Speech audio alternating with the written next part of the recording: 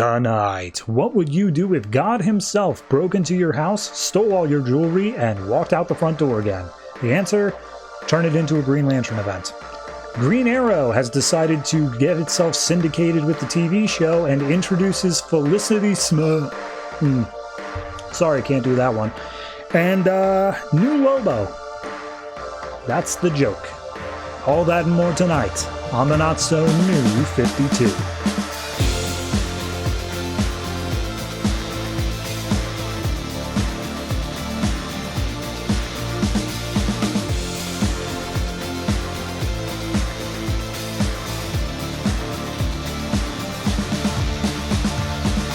Hello everyone and welcome to episode 161 of the Not-So-New 52. I am your host and oh my god, this episode is so long.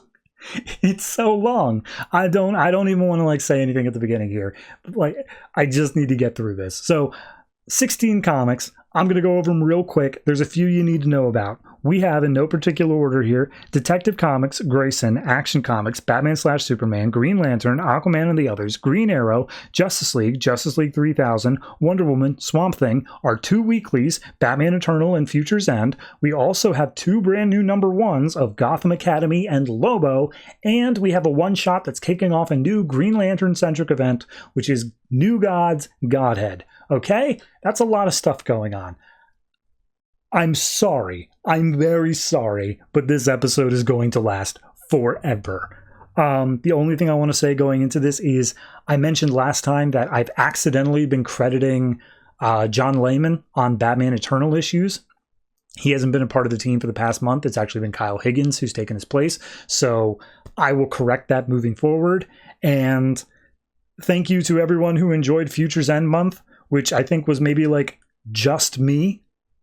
Some of the time, but we're done with that now. So on to your regularly scheduled programming with whatever Green Lantern's doing.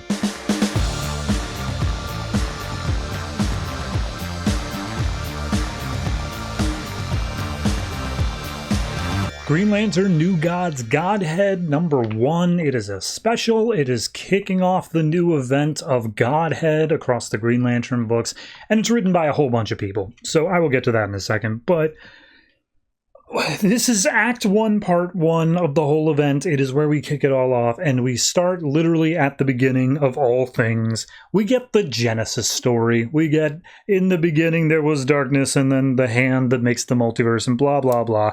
It's a whole thing where everything's created. And we get that there were the old gods, and they were vicious, and they were cruel, and they fought all the time. And then eventually the old gods died under mysterious circumstances, and then the new gods took over, and everything was chill for a while, except one of the new gods was not so chill, and of course that was Darkseid, and it looks like he may have killed Highfather's wife, I guess. So then they started warring against each other, and after a week of war, there were more dead than there were alive, so Darkseid was cast out of this super cool place they made and thrown into the multiverse.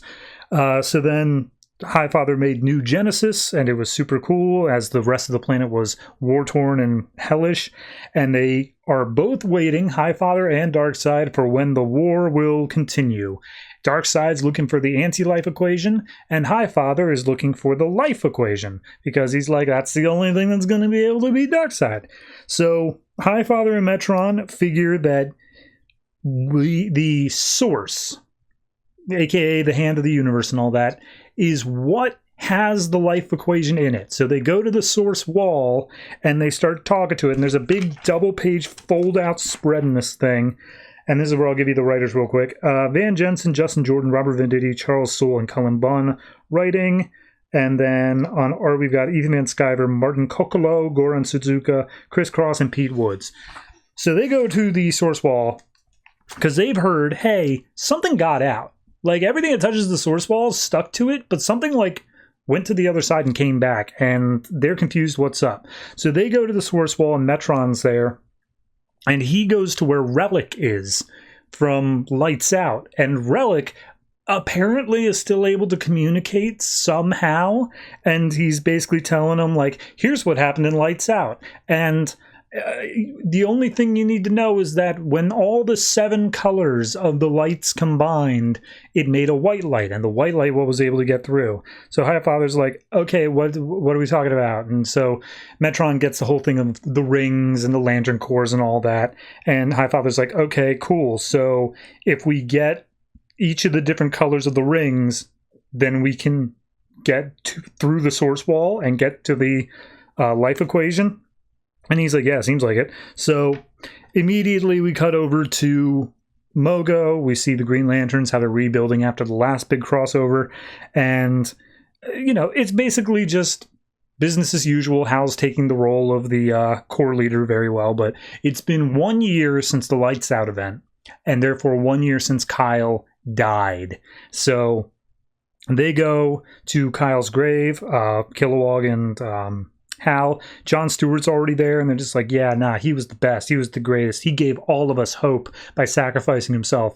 And then St. Walker's there just be like, hope is stupid. You're all stupid for having hope. I don't like hope anymore. So then we go to New Genesis. We meet up with Orion, and he's just like, hey, Dad, let's go beat up Darkseid. And Highfather's like, dude, shut up. We got bigger plans than that. So he makes his way through, like, throne rooms and such like that. Orion and Metron apparently butt heads all the time just because Metron thinks he's stupid and Orion thinks that he's stupidly smart, I guess. I don't know. He's an idiot. So we see that the Highfather's brought together the Council of 8, which is just some random new gods we've thrown together here. And they're like, hey, man, I hear we got something big going on. What's up? And Highfather's like, yeah, totally. Someone broke through the source wall. We need lantern rings. I'm sending all of you out to the planet Earth, which is also the only place that Darkseid has ever been repelled in a fight.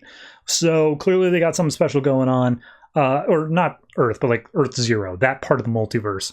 So he's like, go get me rings from that, and we're going to turn it into a life equation. And he sends everybody out to go do that, except for one of the guys. And he's like, I need you to build me an infinity gauntlet. I mean, a scepter to hold all of the rings. And he's like, cool, will do.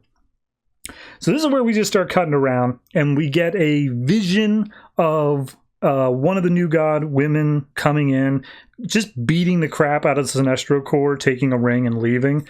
And Sinestro's like, pshaw, Lissa Drac, my seer, that ain't ever gonna happen, because I'm Sinestro. And he points over to Arkilla, being like, hey, Arkilla, prove your worth to me when this crazy lady shows up. So immediately she boom tubes in, and she's like, hey, give me your ring. And he's like, no. So then she immediately attacks. Arkilla jumps in to get part of the fight. She cuts off his fingers, takes the ring, and just leaves. And Sinestro's like, okay, well, we're at war now. Cut over to Larfleeze, who's sitting there being like, oh, you're not part of my collection, random new god. I want you to be mine. And he's like, hey, I just need one of your rings. And he's like, this is the only ring. And then we see that the new god just yoinks it off his finger with a magic arrow and just like, all right, bye. So then we go to Zamaron, the home of the Star Sapphires. And one of them's like, something weird's going on. And then she just gets her ring yoinked off. And then Light Ray, who's the only one I know by name here, just is like, all right, gotta go, bye. We go to the planet of the Indigo tribe. And one of them's like, yo, hey, if you take the ring off my finger, I'm going to be a murderous psychopath again. And he's just, the new god's just like, all right, well, that is a conundrum, but I'm going to do it anyway. And he takes the ring off his finger, and the guy turns back into a murderous psychopath. And he's like, I'm free. You did it. You saved me. And he's like, yep. And you know what? Here, I'll even trade you. Here's a fancy sword. So now the psychopath's got a sword. We go to Earth, where the last of the Red Lanterns are. And we get introduced to this random-ass Red Lantern I've never seen before. And she starts blasting this human trafficker.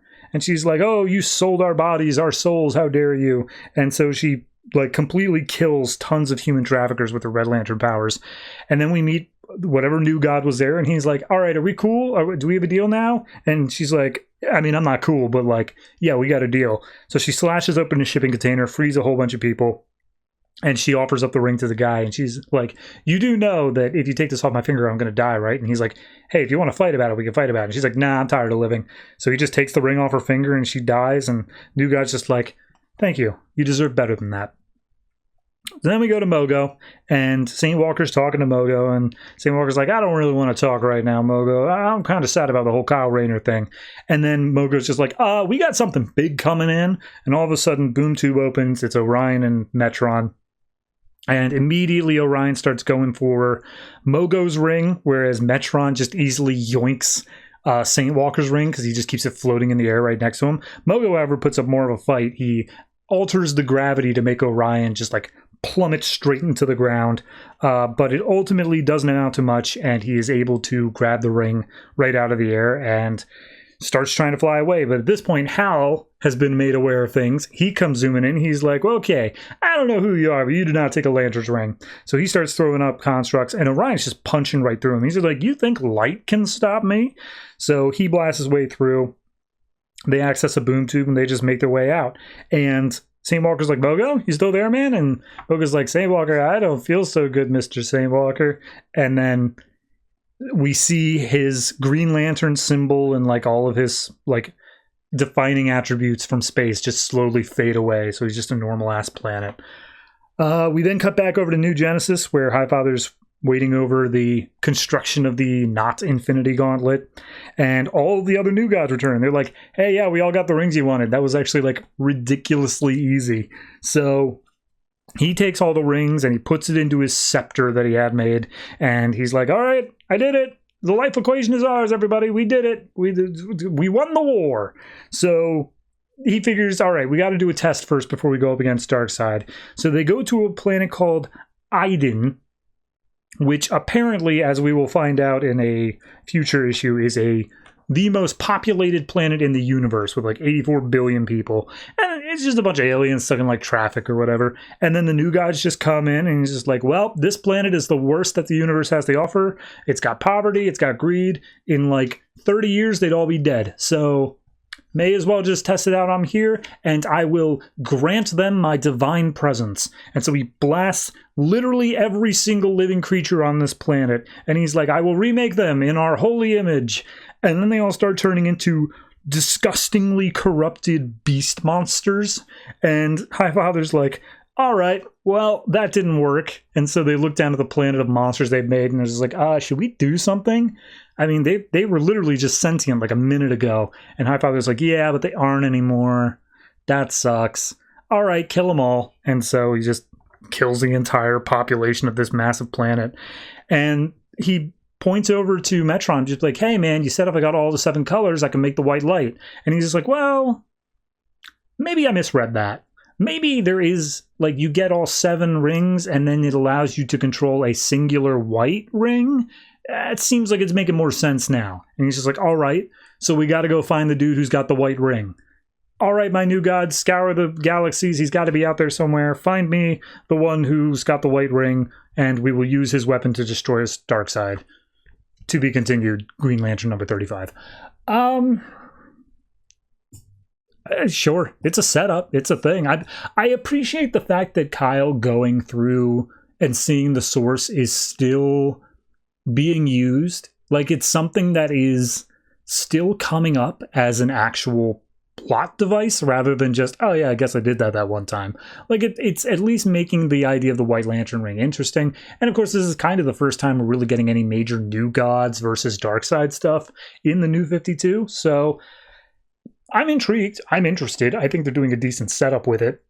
There's a few times the art's a little bit sketchy for me, but that's just because you got like 7 artists on this book. So all in all, it's a fine enough issue. I will say that double-page spread of the source wall is absolutely unnecessary and kind of just annoying to deal with. Don't know why you did that, but hey, you want to flex, you want to flex. I will give this particular issue, though, maybe a 7.5. I think it's interesting enough. It got some setup there, and ultimately it got all the rest of the cores involved, because you can't have a Lantern event unless literally every single core is involved. So here we go.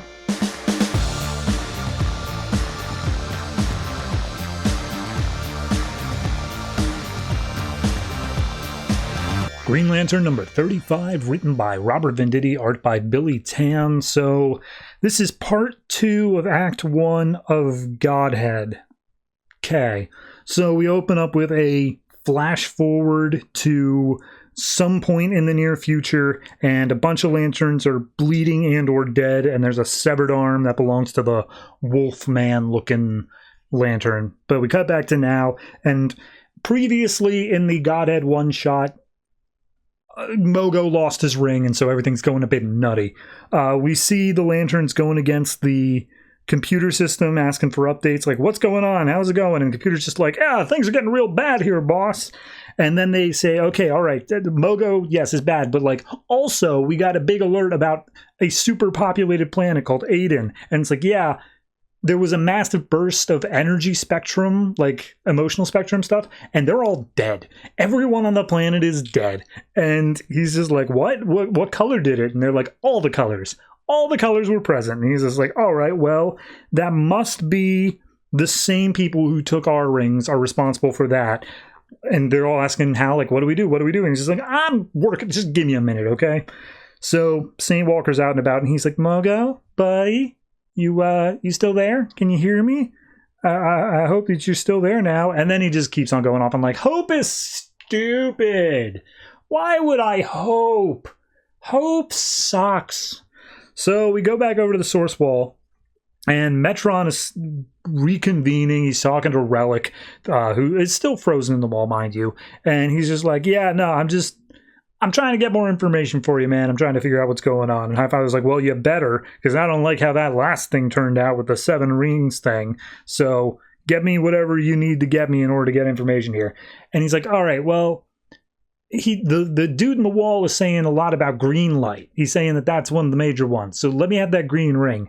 And he runs a little scan on it, and he's like, oh yeah, no, I can use this to hack back into their sources. And Hi-Fi was like, cool, do it. I got to go deal with some other stuff. I'm leaving Orion here along with a bunch of my royal guards. He'll watch over you. We're heading out. So Orion's there, and he's just like, Metron, I know you've got your own agendas. I don't know why my father trusts you. And he's like, dude, I just care about knowledge. I just want to learn stuff. This is freaking cool. So he starts hacking using his chair into the Green Lantern ring, and he's like, all right, well, let's see what all's inside of this. So then back at Green Lantern HQ, John Stewart's sent off to the planet that was killed along with another team, and then all of a sudden on their computer, it just starts locking up. Everything's going crazy. And Salak is there, and he's like, we're being hacked, man. This is like, someone's hacking in, and they're getting all of our information. And him and Kilowog are just freaking out, just like, well, unplug it, turn it off, do whatever. And Hal's like, hold on. Let's see what he's looking for. Let's see what are they interested in? We got nothing on these guys. And so they decode to see what information he's looking through, and they find out he's looking for Kyle Rayner, because that was a name he got from Relic in the wall. And he's like, Kyle, what? Dude's dead. He's been dead for a year. Well, I don't understand why he's looking for Kyle. And then they turn on like a two-way, nanny cam sort of thing. They see Metron's the one in the chair. And it's like, well, that's the guy who must have swiped Mogo's ring. Let's see if we can get coordinates on his location, and we're all just going to go out and blast him. And so they figure out he's just chilling out right at the source wall, right where Relic is, and it's just like, that can't be a coincidence. All right, get me every lantern available. Let's go. So back at the wall, Metron's like, all right, Kyle Rayner, White Lantern, yeah. There were a bunch of Green Lanterns, and for some reason, he was just special enough that he managed to get a white one. And Orion's like, hey, why are they called lanterns if they use rings? And Metron's like, you're a freaking idiot, dude, and I hate you. So at that point, the Green Lantern Corps has already shown up. They just immediately blast the ever-loving crap out of all of the new gods that are there. And he's just like, all right, did it. Bag him and tag him, let's go. And Salak's like, bro, they're still alive. They're still just chilling there. And Metron's like, hey, computer, is the Green Lantern ring the most powerful weapon in the known universe? And it's like, yep. And it's like, cool. That's pathetic. So at that point, the Green Lanterns are like, hey, all right, look, we're the law around here, and you need to listen to us. And Orion's like, BS, my daddy's the law. He's the one who rules over everything in the multiverse, and you are his subjects. And he's immediately like, tell us where to find the White Lantern. Hal's like, all right, look, he's dead, so I don't know what you really are hoping for here, but we're going to kick your butts. And so all-out battle starts. They start going after each other wholesale.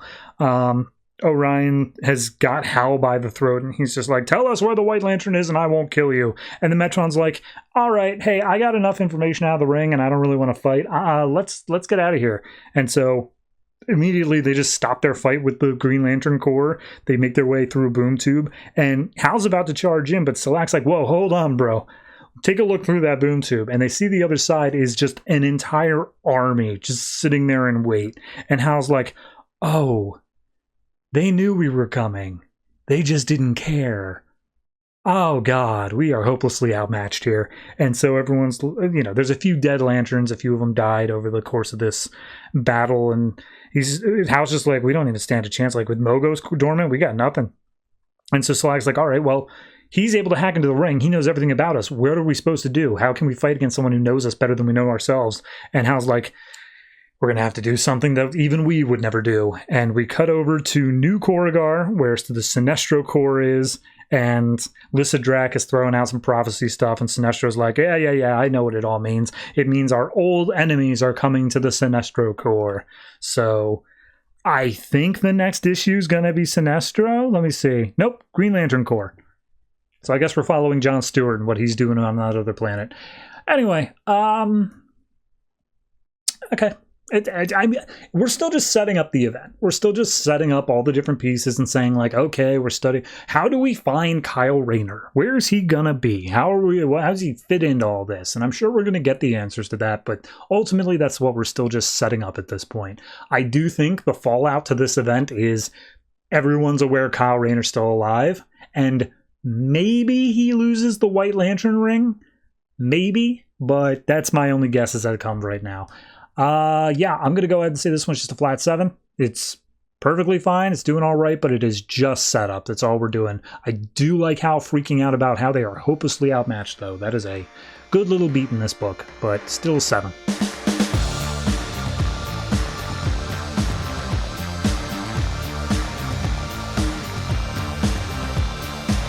Action Comics number 35, written by Greg Pak, art by Scott Kolins. So this is the aftermath to Superman Doomed.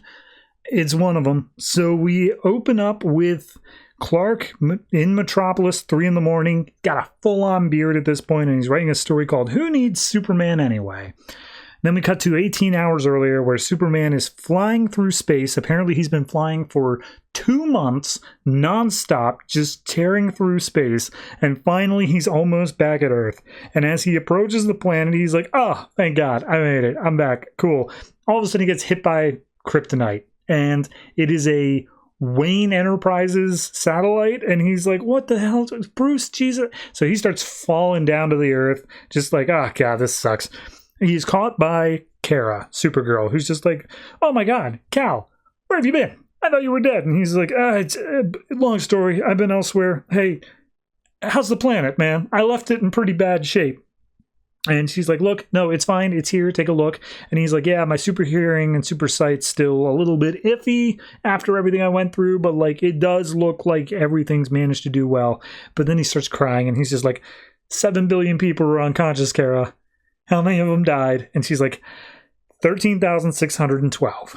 That's the total final death count. And she's like, oh God, I failed. And he's like, look, it wasn't anything to do with yes, it was to do with Brainiac, but like it was people who were in car accidents and heat stroke and stuff like that. It was literally nothing that we could control. And right now we just got to focus on what we can still fix. And they fly over to the Fortress of Solitude and Kara's like, okay, there's a hole in the roof. That's a problem. The Phantom Zone projector imploded during your battle with Brainiac. It seems to have swallowed up Mongol, Non, and the Phantom King. However, it also swallowed up Dr. Shea Veritas. And he's just like, all right, well, that sucks.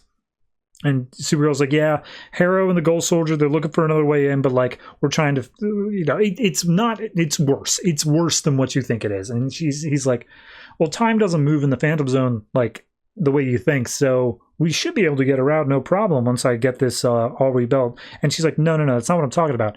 It's worse because Kandor's gone. And it's like, oh, Jesus Christ, everything always happens to freaking Kandor. And There's no trace of them. They have no idea what happened to it, but all the Kandorians have disappeared. And Kara's like, one of my best friends was in Kandor. And he's like, yeah, I know. I'm sorry. So Superman goes over to a computer and presses a button, and everything starts like whirring around. And she's just like, what are we doing? What's going on? And he's like, I told the fortress to reboot and respawn itself. And she's like, we don't have time for that. And he's like, it's got to be. It's living crystal. It's the only way to get everything back online, including the Phantom Zone projector. We will open it up then and save everybody, but it's going to take a little over a month. So meet me back here in 40 days and we'll do it. And she's like, you can't just run off again. And he's like, I'm not. You said 13,000 people died. I have to go out there and see if there's anybody else still in danger. And he picks up a little banner that says Smallville on it. So that's where he decides to start. He takes a bus back out to Smallville, and he's like, yeah, no, like, few months ago, everyone here was in a coma for like 3 months straight. Nowadays, everyone's just behaving like they're normal, and he's getting waves from people being like, Clark, hey, good to see you, man. So he takes a bike, he crests over some hills, and he's like, ah, boy, nostalgia to be back here again. He goes to the cornfield where he first got his heat vision, and he uses a little bit of his supervision that he's got to see the Ken farm, and he's like, Mom and Dad, I wish you were still around. I wonder what you think of all this. And then coming up from the side, recognizing him, is Lana Lang, who is just pounces on him, being like, oh my God, you're still alive. And he's like, yeah, thinking the same thing about you.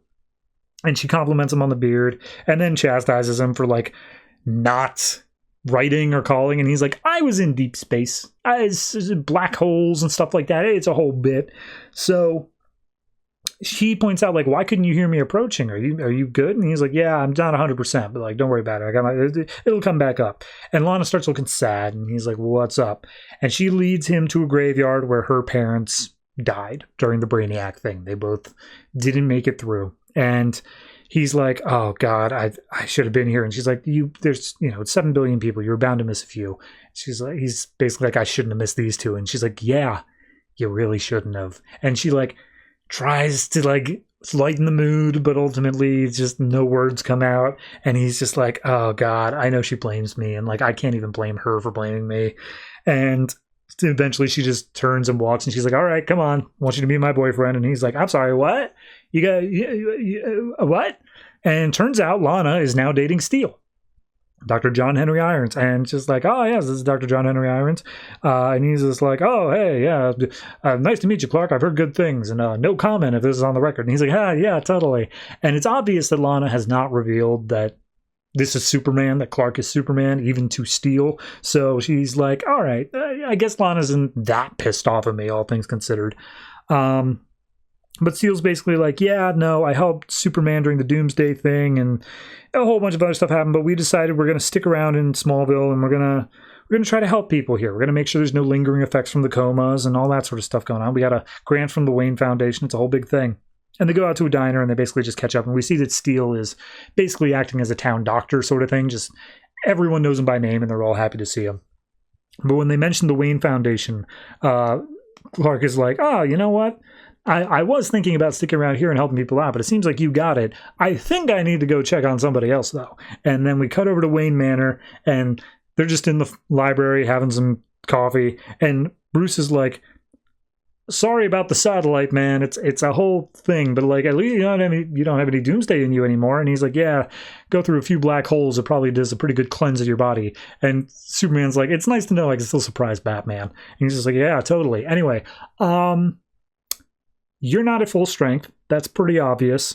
You should take advantage of that. You don't need to be Superman right now. Like, Superman went MIA, and I covered the disappearance of Clark Kent through my own means, so don't even worry about that. But I think right now the world could use some time away from Superman. I think he was a lot of the problems during Superman Doomed. Got it, man? Like, just lay low. So we then see Clark sitting at his laptop. It's 3 a.m, and he writes the Who Needs Superman Anyway story. Fast forward, Lois Lane's beating his door down, saying, Clark, you son of a bitch, get out of here right now. And she says, like, first off, your beard is ridiculous. Second off, how dare you write that anti-Superman slop? Are you, like, what is this all about? And Clark's like, it's nice to know that Lois is now back, and also she doesn't remember my secret identity, which that's like the 4th time I've had to deal with that already. And she's like, I read your story, I reblogged it. why would you write such a thing? And he's like, if you didn't like it, why did you reblog it? And just like, I'm just trying to do a solid for a friend, but like, Jesus, man, you're the worst. And because it's so anti-Superman, it cuts over to Lex for a second, and he's just like, I like this Clark Kent guy. He sounds cool. So then it cuts back to Lois and just being like, man, I know your website's going under because you must be so desperate to write this kind of story. But like, if you think this truly, then you don't know Superman at all. And Clark just chuckles a little bit. He's like, oh, you think it's funny? You think this is funny to just say anti-Superman stuff? Fine then, Clark Kent. This means war. And she just storms back out.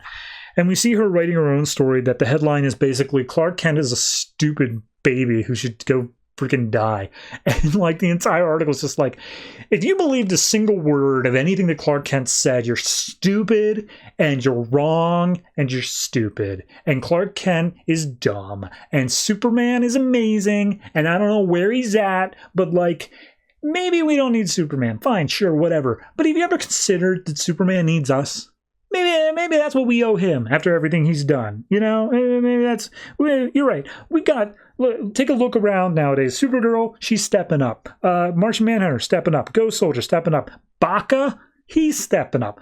Metallo, he's stepping up. Literally everybody's being a hero after everything that happened. And that's thanks to Superman. So you know what? I want Superman around just so he can see all the good he's caused from humanity. And then we get one last little thing over in Smallville. Lana's standing at the graves of her parents again, and she's just whispering to Clark, being like, hey, Clark, I don't know if you can hear me. I read your article, and, you know, I kind of agree. I think that the world is better off without Superman because, like, we get used to you saving us, and we aren't able to act for ourselves, so maybe it's time Superman just doesn't come back this time. And then she hears something behind her, and she looks, and then all of a sudden, raising from the graves are a bunch of zombies. What does that mean? I don't know, but it's a bunch of zombies. Like I said, the last page threw me for a loop. Everything else, I mean, it's literally the definition of the aftermath. It's just, okay, what are we doing? What changes came out in the world because of this? People trust Superman a little bit less. We have the Metallo, he's a hero. Lana's dating Steel. A bunch of changes have been made in the layout of the world, and we're just kind of figuring that out as we go. So, not bad. Not really a necessary issue either. It's just a thing that gets some new pieces moved around and just making you aware of that. So, I'm going to say this is like, I'm going to say 7. It feels right to say 7, but like I could be convinced of 6.5. It's not that it's a bad issue. It's just completely unnecessary. It's just, okay, and this is where we are now. So skip it if you want, but it's not a bad read either. Just be aware, zombies next issue, I guess.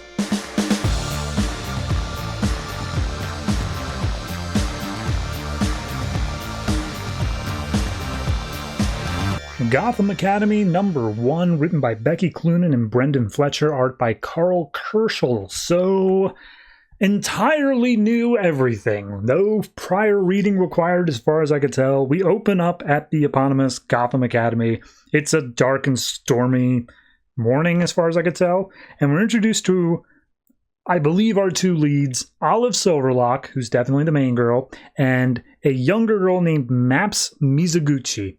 And they're both sitting in some big chairs outside a headmaster's office. And Maps is like, hey, Olive, hey, are we in trouble? Like, what's going on? What's going on now? And Olive's just like, shut up. Like, don't make this worse. I don't want anything going on. And Maps keeps going on. And I'll just stop real quick and say, what's the relations here? Because it plays out over the course of the book. Maps is the little sister of Kyle. Kyle and Olive dated up until very recently, and they are now broken up, but Maps seems to still want to be very good friends with Olive, and she's been having a hard time over the summer. So we have Maps saying like, oh, Mom said hi, by the way, you can come over for dinner or whatever like that. And then she starts thinking about how they call the headmaster the Hammerhead. And he's just like, oh, hey, I just get it. He's the Hammerhead because, and then behind her is like, because I am the headmaster and my name is Hammer. I am Headmaster Hammer to you, Miss Mizuguchi. And she's like, yes, sir. Sorry, sir. So he brings her into the office and says, look, your brother Kyle, he's a good kid. I trust you'll be much the same.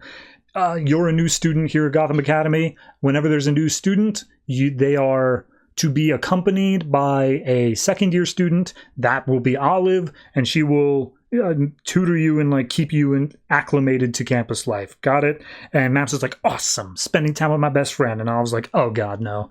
So they say, by the way, stay clear of the North Hall. Something bad happened there. So they make their way out of the headmaster's office, and it's all stormy, and they have to run through the stuff. And Olive's basically just saying, like, yeah, this sucks. I hate it. This is awful, but, like, I have nowhere else I can go, and, like, I'd be too afraid to leave here anyway, especially after what happened this last summer. So they make their way into the main hall, and as they do, they're shaking off the water, and Olive bumps into Pommeline Fritsch, who... her last name rhymes with something, all right. And she's like, hey, Silverlock, you better get out of here. Your scholarship's going to go to waste. And Maps tries to help her pick up her papers and books. And I was just like, just go to your class. It's down the hall. Just leave me alone. So we see Olive is in her own class, History of Gotham City, and they're talking about how the Cobblepot family is super corrupt and it always has been or whatever. And Olive's just like, oh man, I memorized this book. I don't need to know to sit in this class. And then all of a sudden she gets hit in the head with a little paper shuriken looking thing. And she turns around and sees a boy named Colton Rivera, who she says is just trouble in her life. So we go to lunch, and it's a full breakfast platter with like Belgian waffles and bacon and stuff like that. And Maps is like, oh my god, this is the greatest thing ever.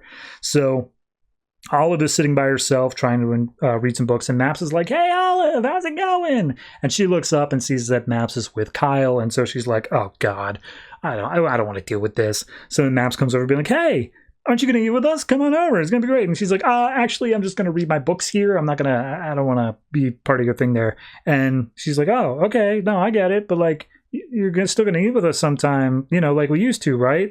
And Olive just like pouts and turns away from her. And she's just like, oh, I mean, I know you're supposed to stay around me, but it's okay. I got my brother. You don't have to do that. And Olive's just like, yeah, that's great. I don't even want to like be your nanny or whatever. Hold on a minute, Maps. And so we see Colton, the bad kid, is trying to sell something to some other kid nearby, and he's like, oh yeah, it's gonna be $20. And Olive just smacks his bag and says, hey Colton. And a bunch of fireworks spill out right in front of a teacher, and teacher is like, oh, you're in trouble now, Mr. Rivera. So then we go to Olive looking in a mirror in her dorm, and she's zoning out and thinking about not only her past relationship with Kyle, but also her mom, which seems like there's a tragic thing going on there. Meanwhile, her roommate's there just telling her like, so are you going to clean up this mess or what, man? And Olive just gets up and walks out. She tears the photo of her and Kyle in half. And this roommate's just like, I liked you better last year when you were normal.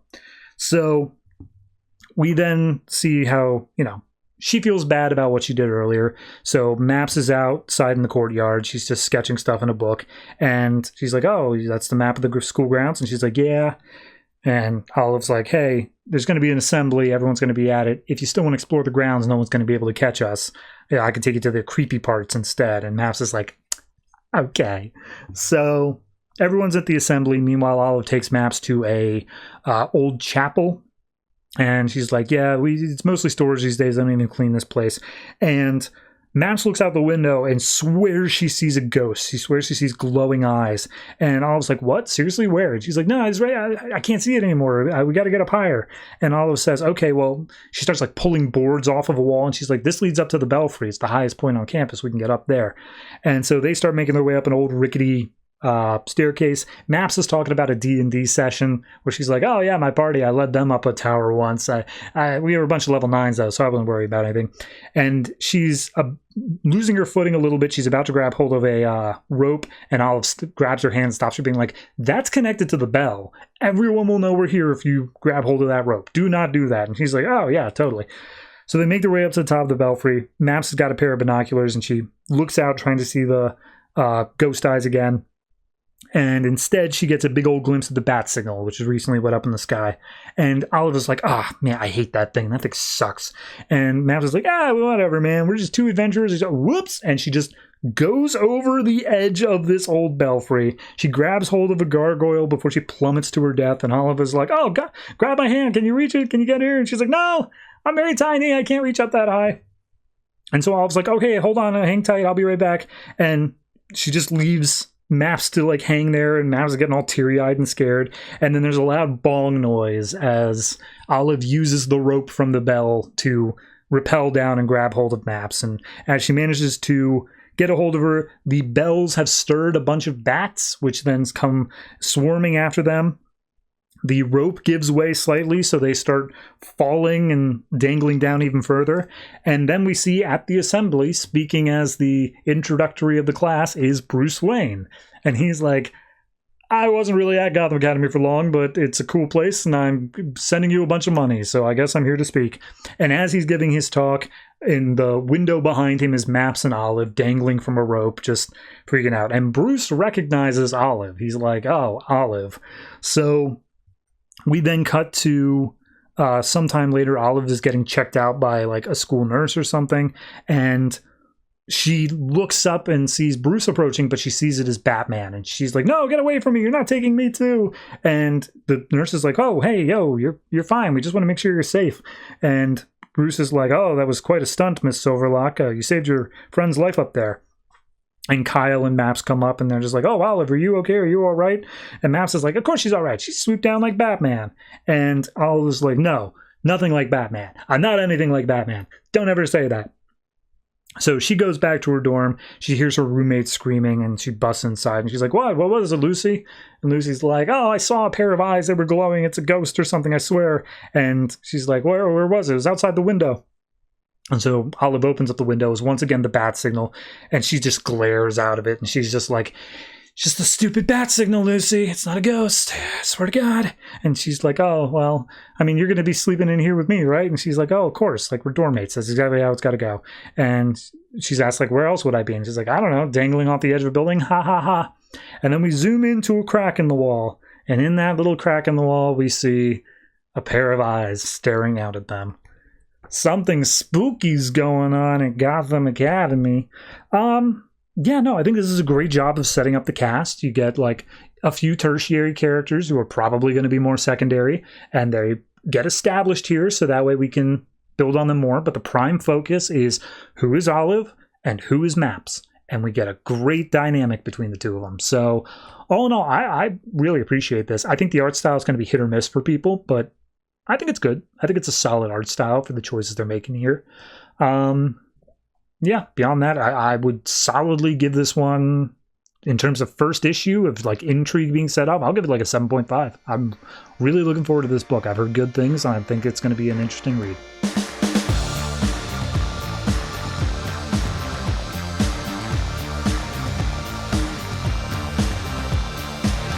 Lobo #1, written by Cullen Bunn, art by Reilly Brown. Little backstory. This version of Lobo has been bouncing around the DC universe for a couple months now. He's been over in Supergirl, he's been over in Justice League United, I think a couple other places, but regardless, this is not the first time we're seeing him. But the thing that his goal was in all of those things was to find the guy who is claiming to be Lobo and killing him. Which is, of course, 90s Lobo. It's the one that we associate as Lobo. So we open up this issue, and it's Lobo v. Lobo. And 90s Lobo is like, oh, I'm going to kill you, man. And he's like, not before I kill you first. And he goes off saying, like, oh, you should be thanking me. Like, you're stupid and you're worthless. And I at least made your name something cool. And New Lobo's like, oh, you stole my name. You stole my kill. And he basically is pissed off at the fact that 90s Lobo is claiming that he's the one who killed all the Zarnians, where actually it's him. And he's just like, oh, that's not how the history books are going to remember it. And New Lobo's like, oh, it's not about fame. It's about living with that every day. It's what I've done. And we see that this conversation is only happening because New Lobo has decapitated old Lobo. And he's just like, oh, you can't take down the main man that easily. And New Lobo's like, hey, make no mistake, there's only one Lobo, and you got 6 seconds left to live. So he kicks Lobo's head, 90s Lobo, across the way, and then fires a super weapon at it that looks just like a stun gun, and it apparently is enough to fry 90s Lobo's head enough that he can't regenerate. So that's it. And he says his catchphrase, sorry, not sorry, before passing out. because it was a very hard fight, I guess. And then we get a flashback, Memories of Zarnia, where he's literally painting a picture of the Princess of Zarnia, and he's like kind of bad-mouthing her as well, just being like, oh, hold on, I just want to get the shading on your upper lip right. And she's just like, don't do that. So it turns out he's the bodyguard to the king, and they're having an affair because God knows this would never be allowed any other time. And there's supposed to be some sort of thing at the palace that they need to meet back up with soon. And as he looks out the window and says, like, all right, we should get going, he turns back, and all of a sudden she's bloody and rotten and looks like she's dying. And she's just like, oh, what troubles you? Am I not beautiful enough for you anymore? And as he looks out the window again, all of Zarnia is burning, and just be like, isn't this what you wanted? So Lobo shoots up awake in bed. It was all just a nightmare. He talks about how he has his brainstem cauterized once a month to stop him from dreaming, because this is what his dreams always are, but he always heals up after a month. And then all of a sudden he gets a visit from some random person named Reilly, who is here to give her a job, or give him a job. And also he's in jail for something, I guess. I don't know. They're talking something about parole, and he's just like, okay, so what's the catch? And he's like, well, if you do the job, not only will you get paid, but you'll also be out of here, and like you will be released. And he's like, all right, who am I killing? And she says, well, 8 of the greatest assassins in the world, in the universe, are going after a target. We have a client who doesn't want that target dead. Therefore, you have to stop all 8 of these assassins and kill them. And Lobo's like, okay, who's the target they're going after? And she's like, I don't know. That's not part of the thing. You just got to kill them before they kill that target. And he's like, that's not very helpful, but do we at least know where they're going? And it's like, yeah, they're all converging on the same world. And he asks where, and it's Earth. Of course it's Earth. So Lobo's like, man, I've been here so much recently, and this place sucks. I hate it. So we're not even part of the space guilds. This is just a backwater monkey planet. So he lands, he gets on a wheel, and he's like, yeah, I got nothing better to do. So we see his first one is, I don't even think he has a name by the end of it. It's just this big fat looking guy with like 6 arms, and he's building some sort of machine, and he's like, all right, looking good. They're not going to know what hit him. But Lobo is already on the case, and he's just like, he's got this whole edgy monologue going on about like, some people wonder what makes a man go bad. Sometimes it's money. Sometimes it's anger. For me, it's boredom. So he goes in and he starts taking out all these different guards that are guarding this assassin guy, and he's using his, it's like a pair of scythes on a chain that he just whips around, and he's like, you know, these things are actually ceremonial. I was given them in peacetime to show that peace never lasts. So he comes across a bunch of alien dogs, and he's like, you know, I'll kill anybody who's got a price on their head if they deserve it, but I don't kill dogs. A Lobo's got to have a code. That's an actual line in this book. A Lobo's got to have a code. So he just feeds the dog some meat and then walks his way inside the building. He immediately cuts off the like 6 arms of this dude, and he's just like, what are you doing? You mutilated me. And he's like, yeah, I'm going to kill you, but in exchange for a little information, I might go easy on you. And he's just like, I don't know who hired me. You know how it's all done. If you want any more information, it's all in that computer over there. And Lobo's like, okay, so what do I need you for? And he just cuts the guy's head off. So he walks over to the computer and he's like, all right, I got some information out of this, but like, it's weird. This dude wasn't just a normal assassin. He wasn't going to kill one person. The machine he was building was going to like destroy the world, like on a geological scale. So I guess he just really wanted to be thorough with this whole thing. But I wonder why I wasn't contacted to take out this contract. Why wasn't I one of these 8 assassins? Because if they had told me who it was, I would have done it for free. And we see a little target thing on an iPad that seems to be pointing to Florida, which I get it. I do that for free too. All right. Okay, here's the thing. The plot of this book is not the problem. The plot of this book is still setting up. It's got its own thing. It's playing off of all this stuff that's been running up until this point. The problem is the character. The problem is the sorry, not sorry. He also says that again later on in the issue. I just didn't want to bring it up. He kills 90s Lobo, and it just feels stupid the way it happens. It happens off panel at that. It's just not good. It's not a good character. It is simple as that. I really do not have much more to say on it besides that. Besides, I know that this is going to be a very long series for me. Overall, I'm going to give this issue like... I'll give it like a 6. It's not doing anything technically wrong. I just hate the character so much. Like, he's such an edgelord. I hate it. So yeah, 6 for this. God have mercy on my soul.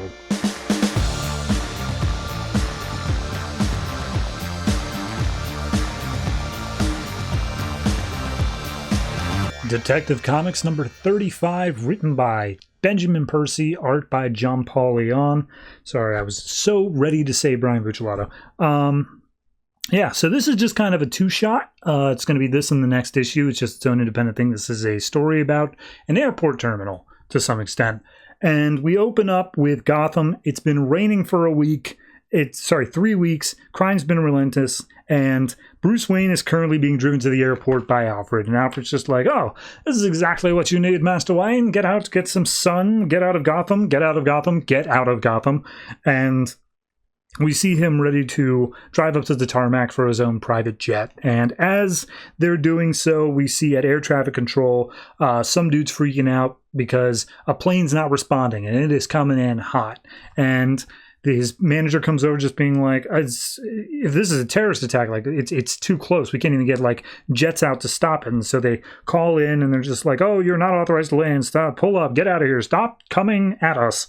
And they see that it's radio failure. There's an emergency going on. They don't know what's up. But the air traffic guy is basically like, all right, clear the runways, get everything out of there. Port Authority is going to be waiting there as soon as it touches down. Like, we're going to do everything we can.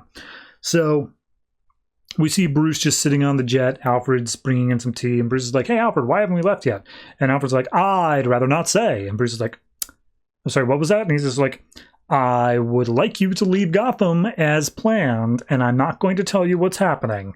And Bruce is like, Alfred. And he's like, just finish your coffee at least. And we see the coffee just spilled on the newspaper that says war rages in the Middle East.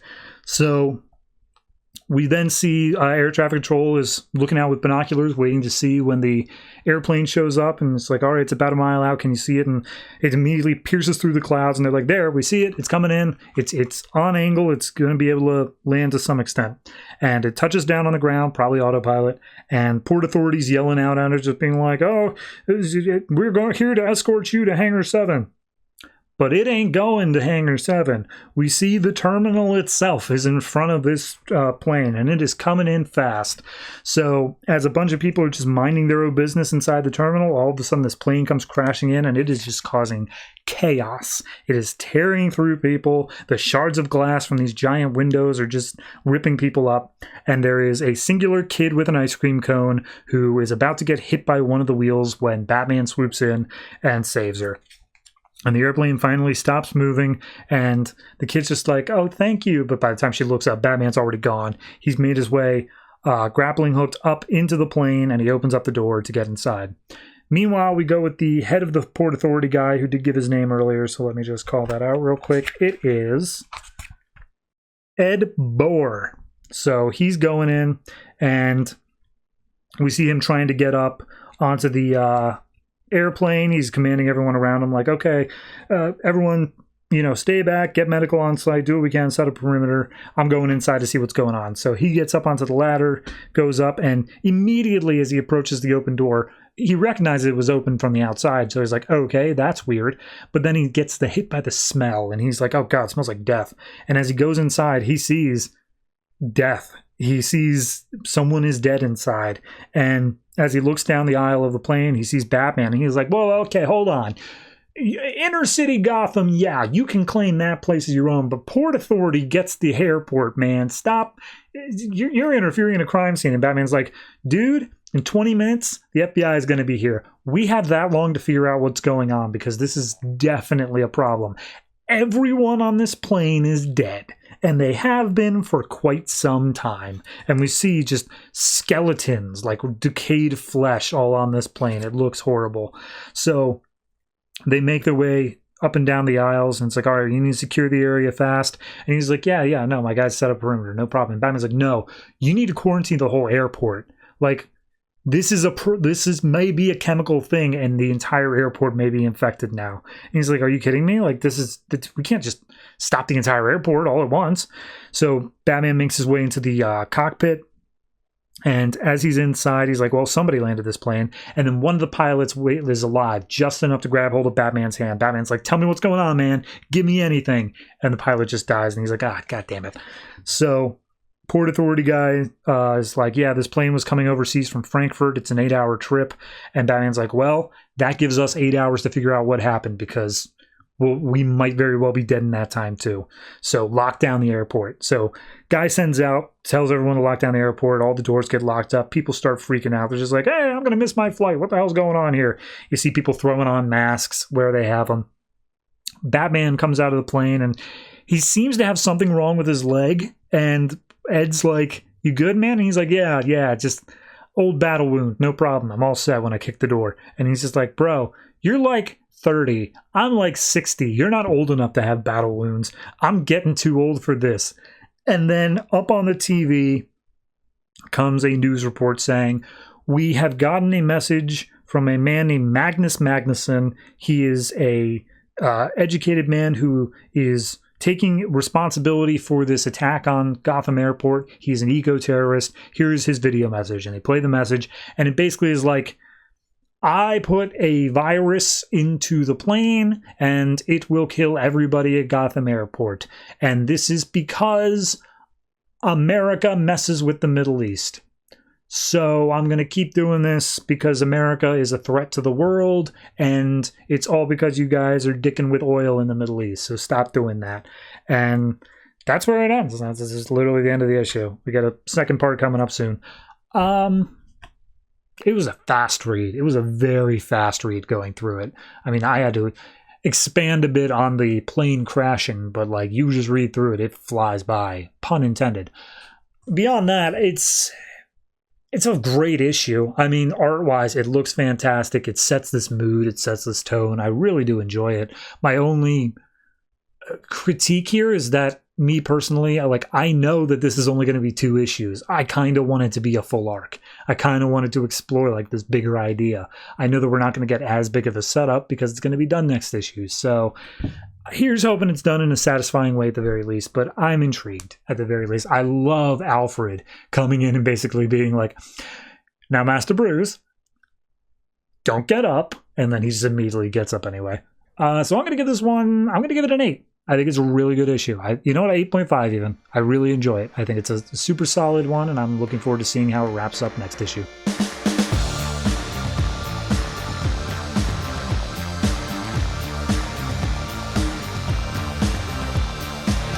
Grayson number 3, written by Tom King and Tim Seeley, art by Mikel Janin. So last issue, we got the basic plot of the book moving forward, at least a little bit, is there's a bunch of super organs, and we're out to get them.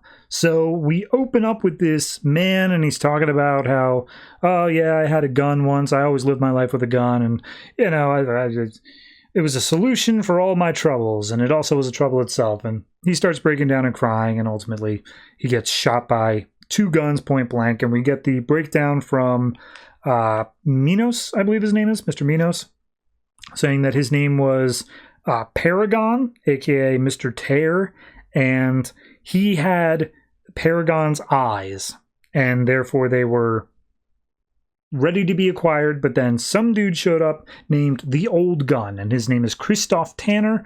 He had 2 kids who were killed, and he was also nearly killed, but instead he managed to get some surgery which put his eyes, put the ability for him to see, his optic nerves, into the end of 2 pistols. So therefore he's able to see with his guns, and then he used that to become an assassin that's like killing all the people who killed his kids, and then other people he's hired to do later on. So he now has the eyes, and therefore it's up to Agent 37, Dick Grayson, and Matron to go and get the eyes from him. However, because of his unique way of seeing, their Hypnos face stuff is not going to work. So they're also going to be accompanied by Agent 1 and Agent 8.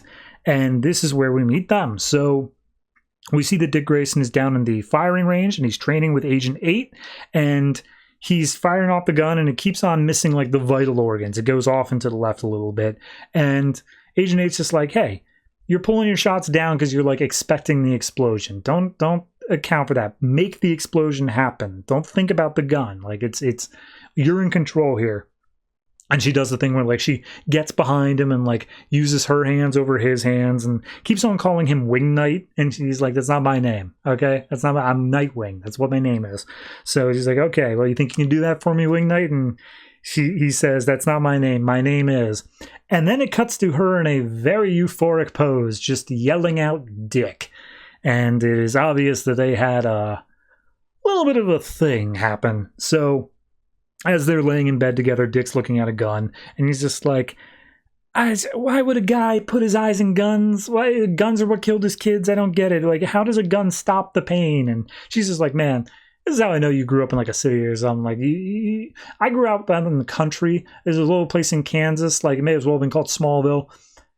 I use superhero types. That's how I know none of you come from places like Smallville. Wink, wink.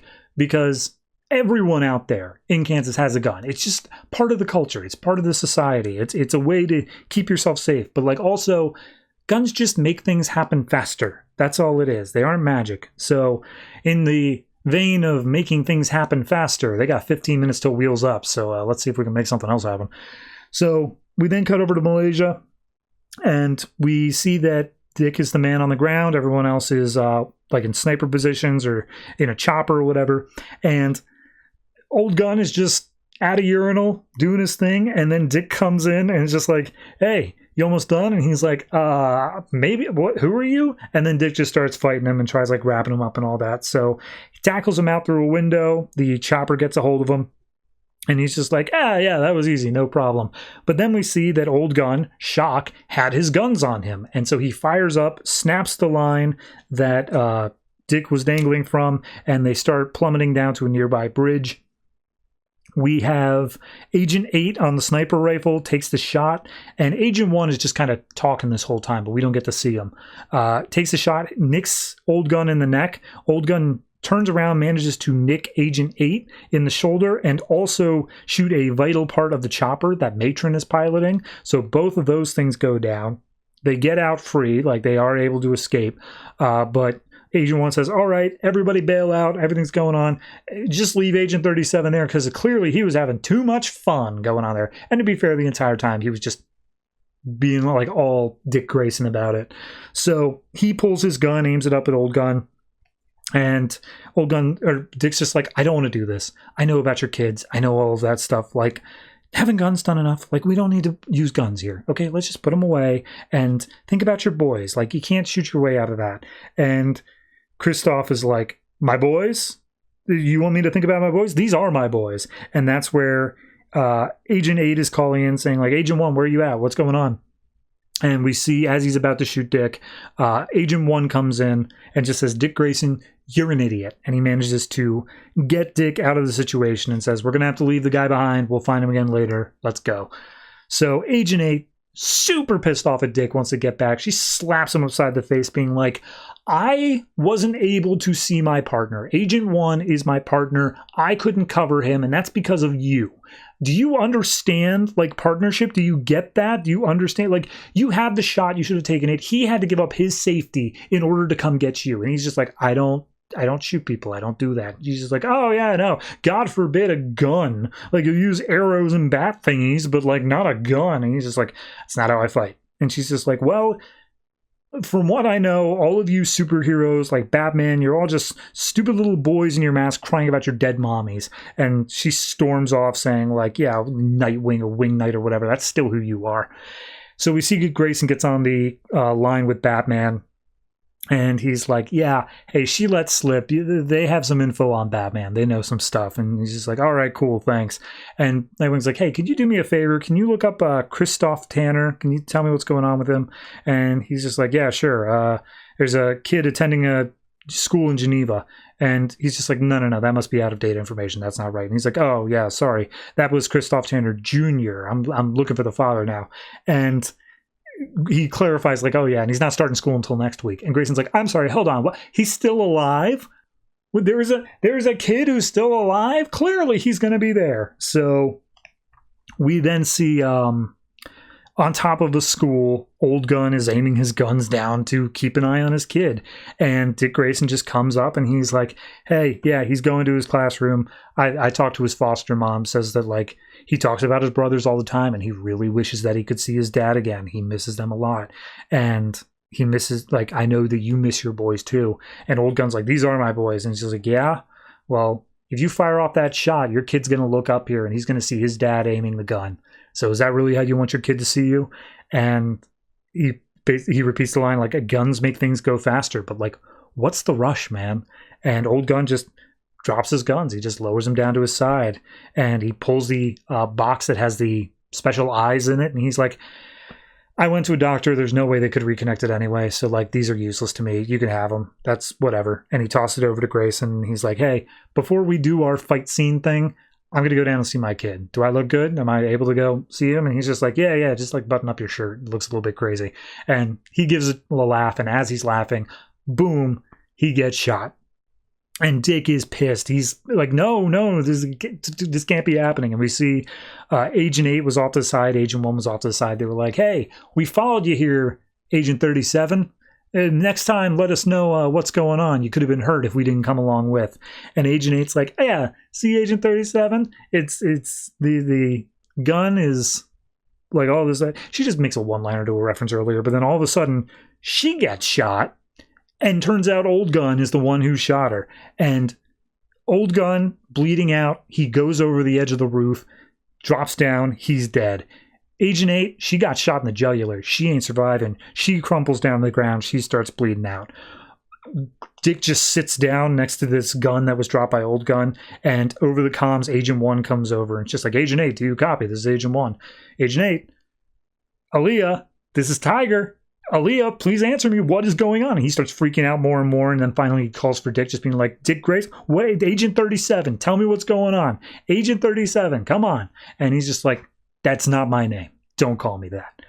So we cut back to Minos, who is saying like, yeah, all right, we got the eyes. That's cool. For some reason that triggers up on the screen that they get information about Aquaman. I don't know why, but he's just like, yeah, that's great. Anyway, we detected somebody made an unauthorized call from our place. There was a radio signal that we are trying to decrypt. It's fancy stuff and we haven't been able to get in, but right now we want you to find whoever is this mole that's within our group and make sure that they know that they will not be able to stay hidden. And we see that she's talking to Matron, Helena, and she's now going to be hunting after Dick, not knowing that he is the traitor, quote unquote. Solid issue.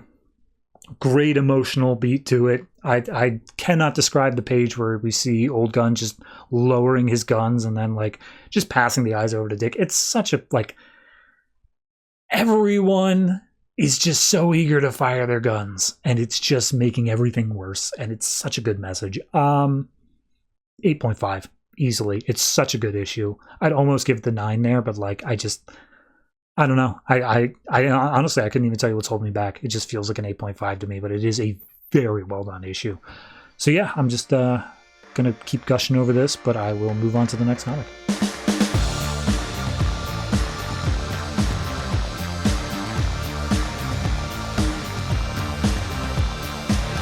Batman Superman number 14, written by Greg Pak, art by Diogenes Neves. So, last issue, or like 2 issues ago, I don't even know how we're counting anymore, Kaio, the little chaos demon thing, took Batman's and Superman's memories away, full amnesia. Superman met up with Catwoman, and she's kind of convincing Superman to just do her own thing. Lois is meeting up with a robot named Magnubat, who says that Superman like framed him or something like that. And then Bruce is kind of just realizing like, oh my god, I'm Batman. This is the coolest thing ever.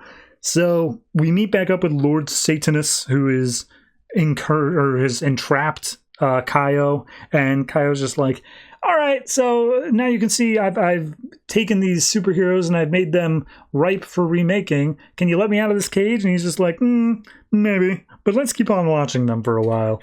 So we cut to Bruce, who has the mayor's wife up on top of a like super tall building in Gotham, and he's just like, Gloria, you're going to love this. She's like, my name's Gladys. And she's like, whatever. And he dives off the building with her. And then as they are like plummeting down to the ground, he activates like the bat wings, like his suit, and he like glides with her. And as he comes into the cave later on, Alfred's like, dude, did you activate the bat suit in your civilian clothes? And he's like, nah, I just told him it was an experimental Wayne Tech thing. Don't worry about it, Alfred, no problem. And she was great, by the way. And he's like, you did that with the mayor's wife? Oh my God, what is wrong with you? What are you doing right now? I thought you were out on patrol. And he's like, Gotham can last a night without me. And then all of a sudden there's a loud beeping noise, and he looks over at the back computer and he sees the horrible robot attack that's going on with Lois Lane. So Catwoman's there. She's kicking over drones, just being like, all right, Mangubat's not here. Let's get out of here. Big beefy guy. And Superman is there holding Lois Lane, just being like, hey, you said something. Superman. What's a Superman? And she's like, you're a Superman. What are you doing right now? And Catwoman comes in and she's like, don't listen to her. She's a liar, and she's working with Mangubot. Why else would all these robots be here? And it's like, no, I was having an interview with him, and then he made his robots attack, and Catwoman's just like, liar. She's a liar. She's a criminal. Don't trust her. And Lois is like, she's the criminal. She's dressed in latex head to toe. What are you even doing with Catwoman, Superman? And Lois is about to get attacked by Catwoman. She just grabs her phone and fires her taser at Catwoman's feet. And Catwoman's like, see? Look at that. She's attacking me. She's the villain. And Superman's like, no, she was shooting at your feet. And now she's just standing there and isn't doing anything. Okay, Mrs. Lane, I'm listening. What's on your mind? And just being like, you lost your memories. That's pretty obvious. Somehow you're with Catwoman. What did she tell you? And she's like, I didn't tell him anything. The robots were trying to, the robots were trying to kill me, and he just swooped in and saved me. That's no problem. And it's like, yeah, he's got a big heart, but like Superman, you cannot trust her. And Catwoman's like, hey, he's not your Superman anymore. And Superman's just like, hey, you said my name wasn't Superman. And she's like, and then he just grabs her and flies off into the air. Meanwhile, Mangubot's robots come back to life, and they come after Lois, and she's just like, oh, what, are you going to kidnap me now? And he's just like, I mean, yeah, Superman's clearly not that, like, worried about you for whatever reason, but, like, you can see he's not all there. I'm going to show you that I was framed. I am innocent. I can prove it.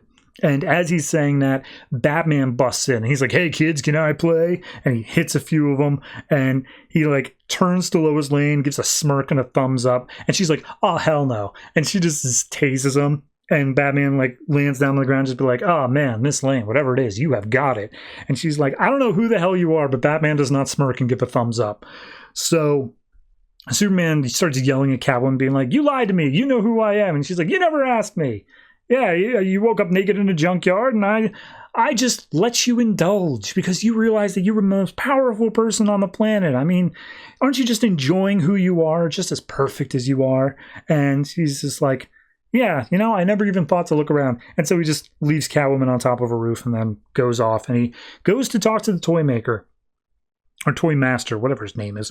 And Toy Master's just there like, hey, Superman, you're shirtless and wearing black pants. Looks edgy. Love it. Don't know if I could sell that, though.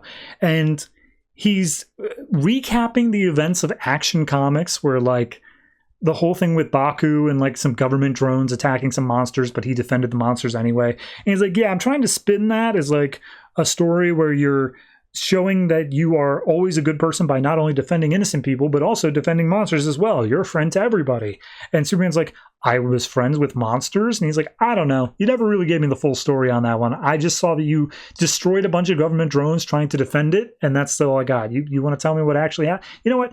Save it. I don't care.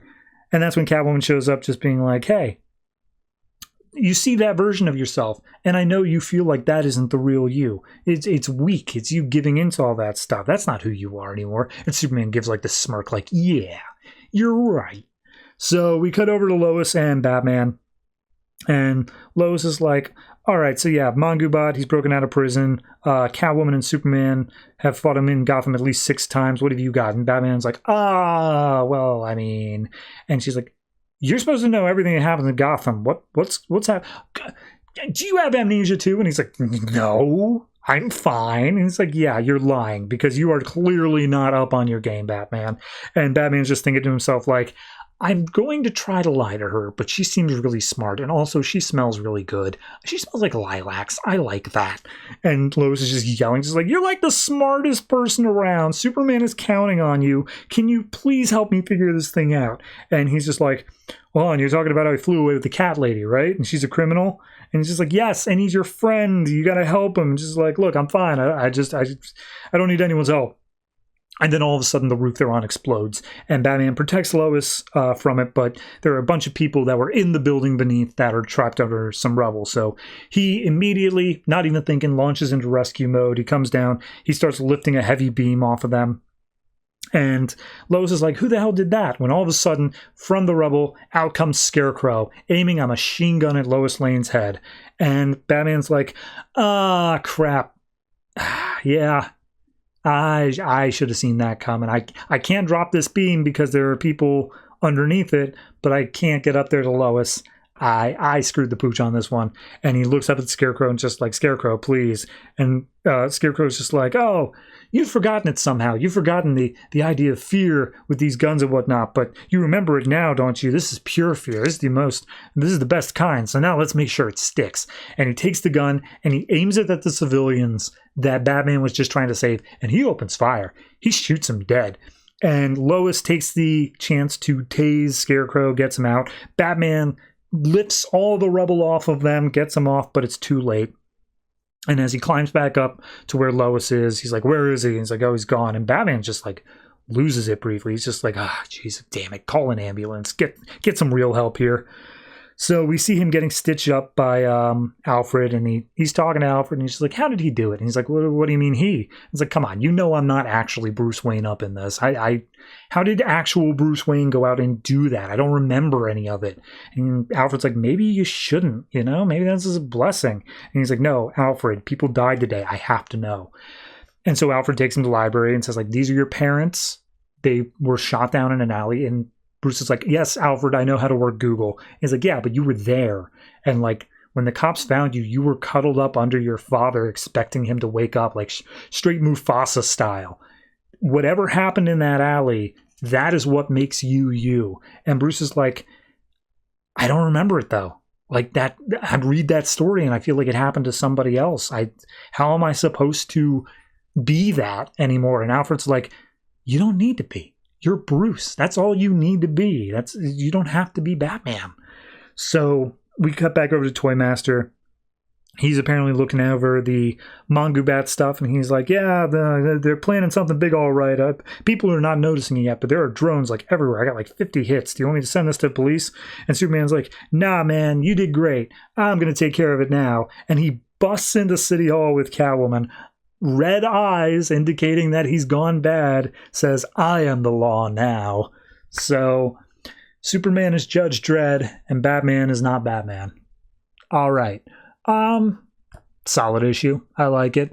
It's Diogenes Neves is purposely trying to imitate the art of Jay Lee. It's very obvious in a lot of panels, but like, I don't know, it comes off as just a bit more easily understood as to what is actually happening in any given panel. So I'll gladly take it. I think it's a great art style for it.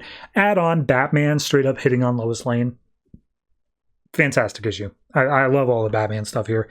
So yeah, I'm going to give this one I'm going to say 7.5. I think it was a nice solid issue. Amnesia stories are kind of hit or miss. Like it can go either way, but I think this is an interesting character study, and I'm wanting to see how long we're going to stick with it and how it's going to end up. So, cool.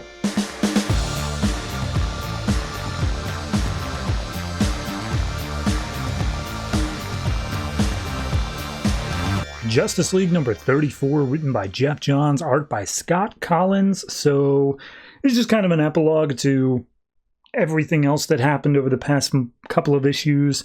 And we see Flash is rushing in to fight against Captain Cold, and he's like, well, that was quick, man. You just joined the Justice League, and now here you are robbing a bank. And he's like, it wasn't me. And he's like, dude, you're holding a bag of money. And he says, it wasn't me. And then he says, there's a bunch of frozen guards. And he says, it wasn't me. And then we see Flash is going to beat him up. And then all of a sudden, Captain Cold like flashes over to his father wearing a Flash t-shirt and about to beat him up as well. And then Flash says, "Can I get you something for breakfast, Mr. Snart?" And Captain Cold's like, "Wait, what?" And then all of a sudden he wakes up and he realizes he's in like LexCorp Towers, and it's Mercy's there to get him some breakfast. And he's like, sorry, I had a crazy dream. And he's like, well, yeah, you got a whole day ahead of you. I can get you some breakfast if you like. We would like to run some additional tests. And he's just like, man, why are you running so many tests? And Mercy's like, insurance. Anyway, you're head of security now, so we're going to introduce you to your security team, and then you've got to take care of some threats that Luthor came across last night. And he's just like, all right, by the way, when do I get paid? And he's like, every other Thursday. So would you mind if we like examine your cold gun just like a little bit? And Captain Cold's like, nobody touches my cold gun. Just give me my outfit. And I'm gonna head to the bathroom in the meantime. So Captain Cold takes a shower. And as he's shaving in the mirror, all of a sudden Mirror Master appears. And he's like, yo, man, rogues want to know what's up. When are you coming back? We've heard that you working a normal-ass job with Lex Luthor. Why would he hire you? And he's like, because I'm a member of the Justice League now. I help save the world. And it's like, yeah, but you don't work for anybody. That's not your style. Why are you actually there? And Snart looks around a little bit, and he's like, because I'm about to pull the biggest job of our lives, gentlemen. So we cut over to Superman and Lex Luthor fighting against Gorilla Grodd. And Lex is basically like, hey, Superman, I know we're in the middle of the Grodd fight here, and this is all your fault because Grodd wouldn't show up if Superman weren't around. But, like, why is Batman even on the team? Like, he's not funding it anymore. I am. And, like, he doesn't have any, like, big special things. So, like, why do we keep him around? Do we really need a Batman on the team? And Superman's like, dude, can we focus on taking out Grodd right now and then talk about this? And he's just like, nah, talk to me. What is it really? And Superman points out, look, the one thing you don't get, Lex, is you don't understand there's value outside of monetary value. Like skyscrapers plastered with your names. And then he pulls an Einstein quote saying, only a life lived for others is a life worthwhile. And Lex is just like, that's sickeningly sweet. Was that on a greeting card? And Superman's like, hey, man, you may be a member of the Justice League, but you're not going to be a real member until you understand that. So we see Shazam is watching the news, seeing the Grodd fight.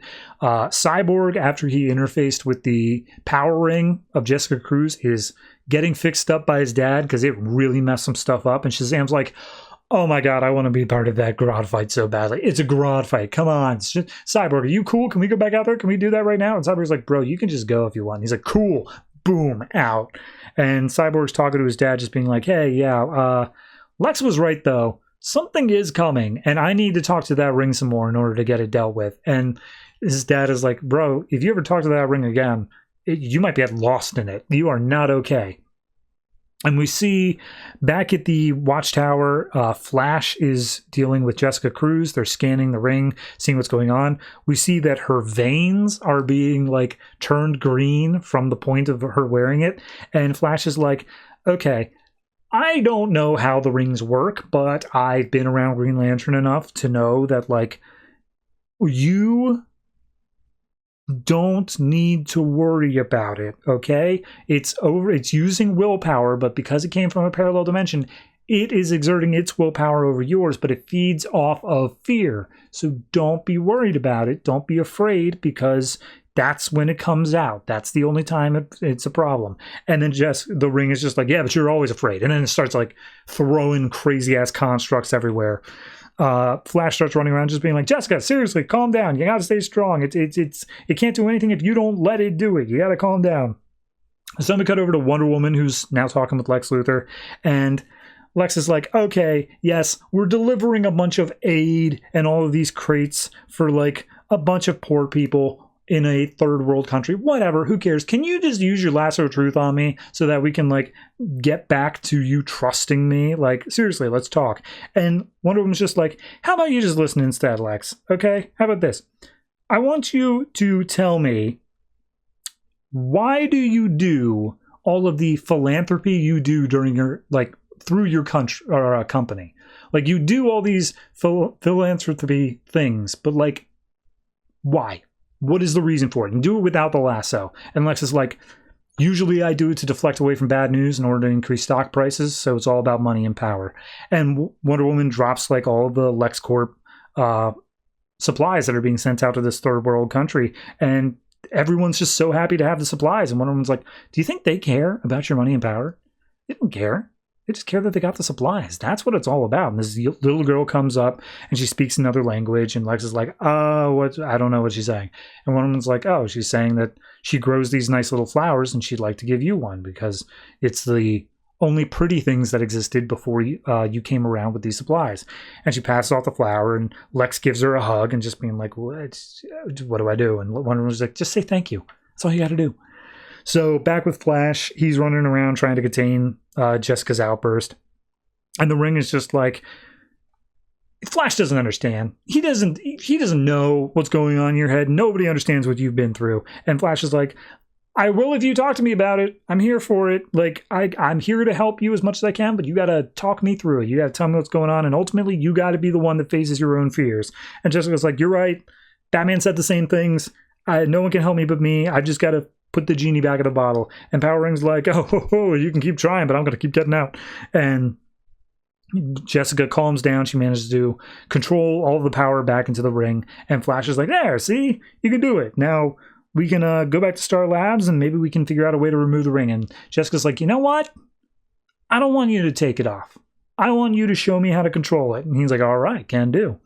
So then we go over to Wayne Towers, the company, and Lex is having a meeting with Bruce, and Lucius is there, and it's like full company stuff. And Lucius is like, well, all the numbers seem to be in orders. I mean, we can go into business with LexCorp if you want. And Bruce is like, all right, everybody get out of the room except for Lex. And Lex immediately is just like, hey, man, I was the one who initially said that you and I should do a partnership, and you turned me down, but you since changed your mind. And Bruce is just like, if we're going to be on the same team together, we're going to work together at every level. I'm not going to take any surprises from you.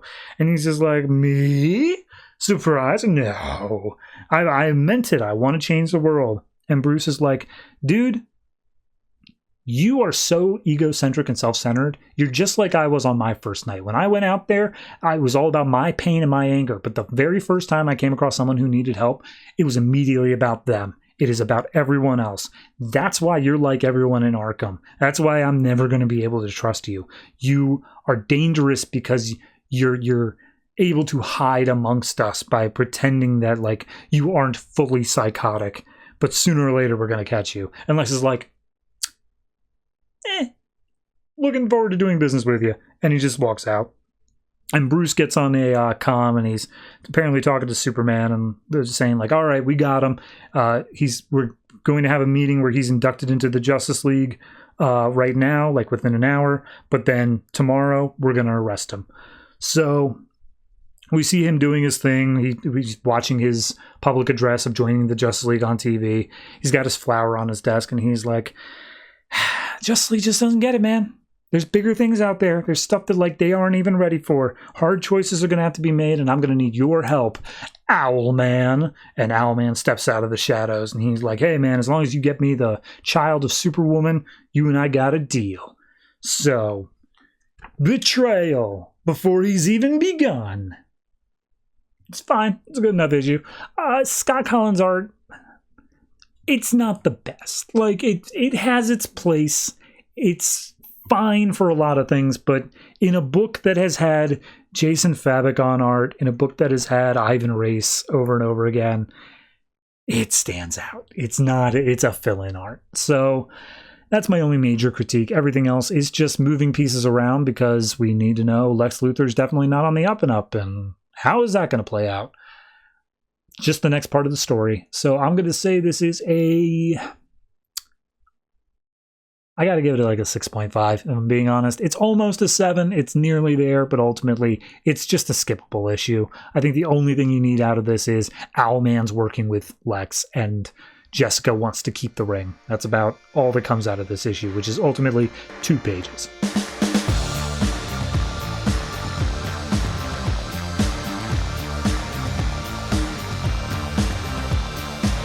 Aquaman and the Others, number 6, written by Dan Jurgens, art by Lan Medina. This is the start of a new arc, And after everything that happened in the last arc of mainly Vostok coming out and being reborn as a clone, we have the others meeting on a yacht, which is apparently their new base of operations, and Aquaman's there like, who the hell are you, man? You want to let us in? And Vostok's like, I am Vostok. What else would you like to know? And he's like, are you a clone? And we have Aaron there, and Aaron's just like, maybe we can call him like Vostok 2, or Vostok the sequel, or Son of Vostok.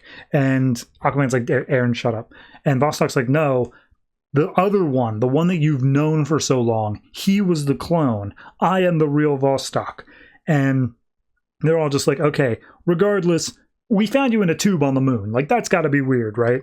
And that's Aaron still cracking more jokes, but we see the operative steps up, and he's like, look, I've looked through some firewalls, looked through some old Russian files. Turns out they did have something in like a deep space travel program where it would have allowed them to keep people up top there. I don't know if he's a clone, but like, I think he might be. And Vostok's like, oh, well, thank you, Cole, for somewhat like vouching for me. And Operative's like, I never told you my name. How could you not be a clone if you already know my name? You have his memories. And he's like, no, they're not memories. They're like shadows. It's like, I know some things, and it's this helmet. The helmet's the thing that allows it to happen. And he's like, yeah, well, it's a magic helmet. That kind of makes sense, I guess. So at that point, they're like, well, we can look for Saya. She's the one who's able to see into the future now. Maybe she's going to have something to say. And Aaron cracks another joke about Vostok being a clone, and Vostok's just like, all right, screw this. I'm out. I don't want to deal with this anymore. So he just flies away. And everyone's like, good going, Aaron. You blew it. And he's like, hey, not my fault. The Russian man doesn't have a sense of humor. So at that point, Mara's just like, God, Aquaman, hey, Arthur, are you sure you want to be part of this team? Because it seems like you're not getting along very well. And Aquaman's like, I bailed on this team once. Never again. People died because I was not around. Because, I mean, look at this team. Jesus, they are not going to last without me. So at that point, Operative's like, yeah, that's why we bought this new yacht. It's going to allow us to stay in the water. Therefore, Aquaman's going to be much easier to get to. We're not going to have a plane base anymore and all that stuff. And Prisoner of War is like, dude, how do you have so much money as like a mercenary? And he's like, well, whenever I kill somebody who's really high up the food chain, I like take all their money first. And he's just like, that's messed up. And he's like, I've got skeletons in my closet that you don't even know. So at that point, Yawara comes in and she's like, I like the boat. The boat's nice. Let's keep using the boat. Aquaman, give me a hug. I love you, Aquaman. And Saya's the one who's a little bit shocked, just like, I don't know if we can live on a boat. I don't know if this could be a base of operations. She's like, don't worry, I'll teleport you off the boat whenever you feel like. So at that point, they're figuring out, like, okay, so we're definitely staying a team and we're not going our separate ways. And Aquaman's like, absolutely.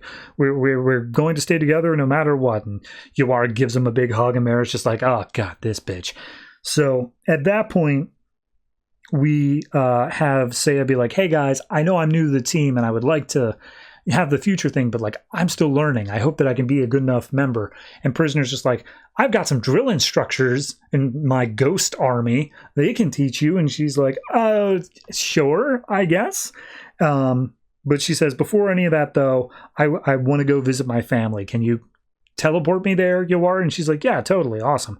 And as they're teleporting away, like, by the way, it's in the Middle East, so if you're going to be wearing those clothes, Yawara, which is to say nothing, you cannot be seen outside. So they teleport inside of her brother-in-law, I guess, his place, along with her nieces, and she's just like, oh, yes, this is my friend. It's a long story as to how we teleport in. Don't worry about it. And the brother-in-law is just like, do not go outside. Seriously, you will get absolutely killed. So those two are gone. And then Operative's like, by the way, I took a contract a while back to pick up like a flash drive. I never got it delivered. I'm going to go do that real quick. And Aquaman's like, by the way, are you working for the bad guys or the good guys? And Operative's like, I'm working for the CIA. And he's like, that doesn't answer my question. And Operative just takes off. So at that point, Prisoner of War's like, hey, by the way, I also got to go. I'm going to go visit the families of some of my ghost army. It really does them good to like quell their spirits to be able to visit their family. So I'm going to go do that. And Aaron, meanwhile, is just like, didn't we just say we weren't going to go our separate ways and like split up? Like that was literally 2 pages ago, guys. What the hell? Like everyone's leaving. And Prisoner of War is just like, you want to come with me? Like, is that the thing? You just don't have anywhere else to go? And he's like, yeah, okay, I'll go with you. So they hop in a helicopter, they fly off. Mara and Aquaman are left on the yacht, and Mara makes her qualms about Yawara known. She's just like, she is practically topless, and she is all up on you all the time. And Aquaman's like, yes, but I love you, and check out what I got built in this yacht. And they go downstairs, and they've got a whole Atlantean master bedroom suite with a special button that floods the bedroom, so they can fully commit to the Atlantean bit. And as the room starts filling up with water, Aquaman's like, oh yeah, you know, we've got some privacy here since nobody else is on the yacht. And she's like, yeah, until Yawara shows up and just teleports right in the middle of things. And then all of a sudden there's a knock on the door and just like, oh my god, this bitch. But it turns out it's not Yawara, it's Vostok. He showed back up and he's like, I've been thinking about it. I'll join your team. I don't know any of you, and I don't like any of you. But until I manage to make a life in Russia, I'll join the team. And Aquaman's like, all right, cool. I guess that works. So we cut to Pennsylvania, where Prisoner is visiting the family of one of his ghosts. Immediately, as soon as he says like the name of it, the wife is just like, oh, I see him in you. Yo, come in, please visit. So they have a nice little chat, and she's like, oh, it's so bad that he got hit by a hit-and-run driver, and that's how he was killed. And Prisoner's just like, that's not how that happened. No, your husband stumbled across some state secrets of Russian espionage. He was murdered.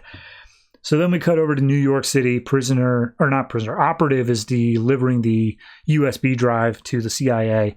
And CIA guy's like, hey, this was supposed to get here a week ago. Are you willing to cut your pay in half? And Operative's like, no. I didn't look in it, so it's all yours. Go ahead and take it. I'm assuming it doesn't involve me at all. And CIA guy's like, oh, I mean, it kind of does. It was the old German case. Remember that one? And Operative's like, you don't mean. And then a voice comes from above, stabbing the CIA guy in the back of the neck. And it turns out it's KG Beast. And he literally jumps down and just says, the ideas of Stalin will never die. Still working to return Mother Russia to its finest hour. And Operative gets kicked around a little bit before he starts fighting back. And he's just like, Jesus, man, I got tired of your act years ago. So he starts kicking back at KG Beast. And he's just like, dude, you fight for a country, I fight for myself. That's why I am never going to be able to lose against you. I don't answer to politics. And he's like, that is your weakness. You fight without ideals. So KG Beast throws Operative into like a metal pole, knocks out Operative, and we see him talking to some mystery woman up above. And the mystery woman says, oh, go ahead, kill the Americans. So KG Beast pulls out his gun, aims at Operative. He gets up and manages to tackle KG Beast, and then KG Beast throws him off of the top of this building. And the mystery woman says, oh, let us depart. Our work here is done. Okay. Sure. Here's the thing. The cover of the book gives away who it is, as well as the issue's next cover. It's Cheshire, which acts nothing like Cheshire's we've already seen her over in Red Hood and the Outlaws, so I don't know what's going on there. But regardless, boy, this was a nothing issue. Like, I get it's setting up the next bits, but like, Aaron had the right idea of, we spent half this issue saying, and nothing is ever going to split up our team again. Well, bye. And then they just split up for no reason. So, yeah, it's a weaker issue. Medina art is okay. It's not my favorite. I don't really have anything super negative besides just an occasional weird panel, but it's not bad.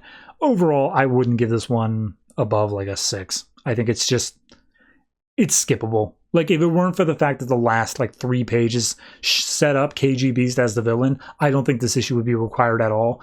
And then add on the fact that, like, his first words, he comes in, he yells his own name of KG Beast, and then he says, the ideas of Stalin will never die. Like, oh my god.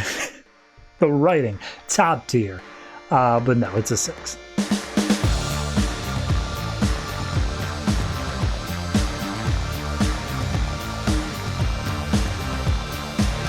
Green Arrow number 35, written by Andrew Kreisberg and Ben Sokolowski, art by Daniel Sampere. So we just wrapped up the Jeff Lemire, Andrea Sorrentino run, and this is the first issue we come back with. And I don't want to spoil anything, but somebody got in their head that the TV show needs to be the continuity. So we open this up in Seattle. We see a bunch of people are trying to steal some money from a children's charity in unmarked bags of money.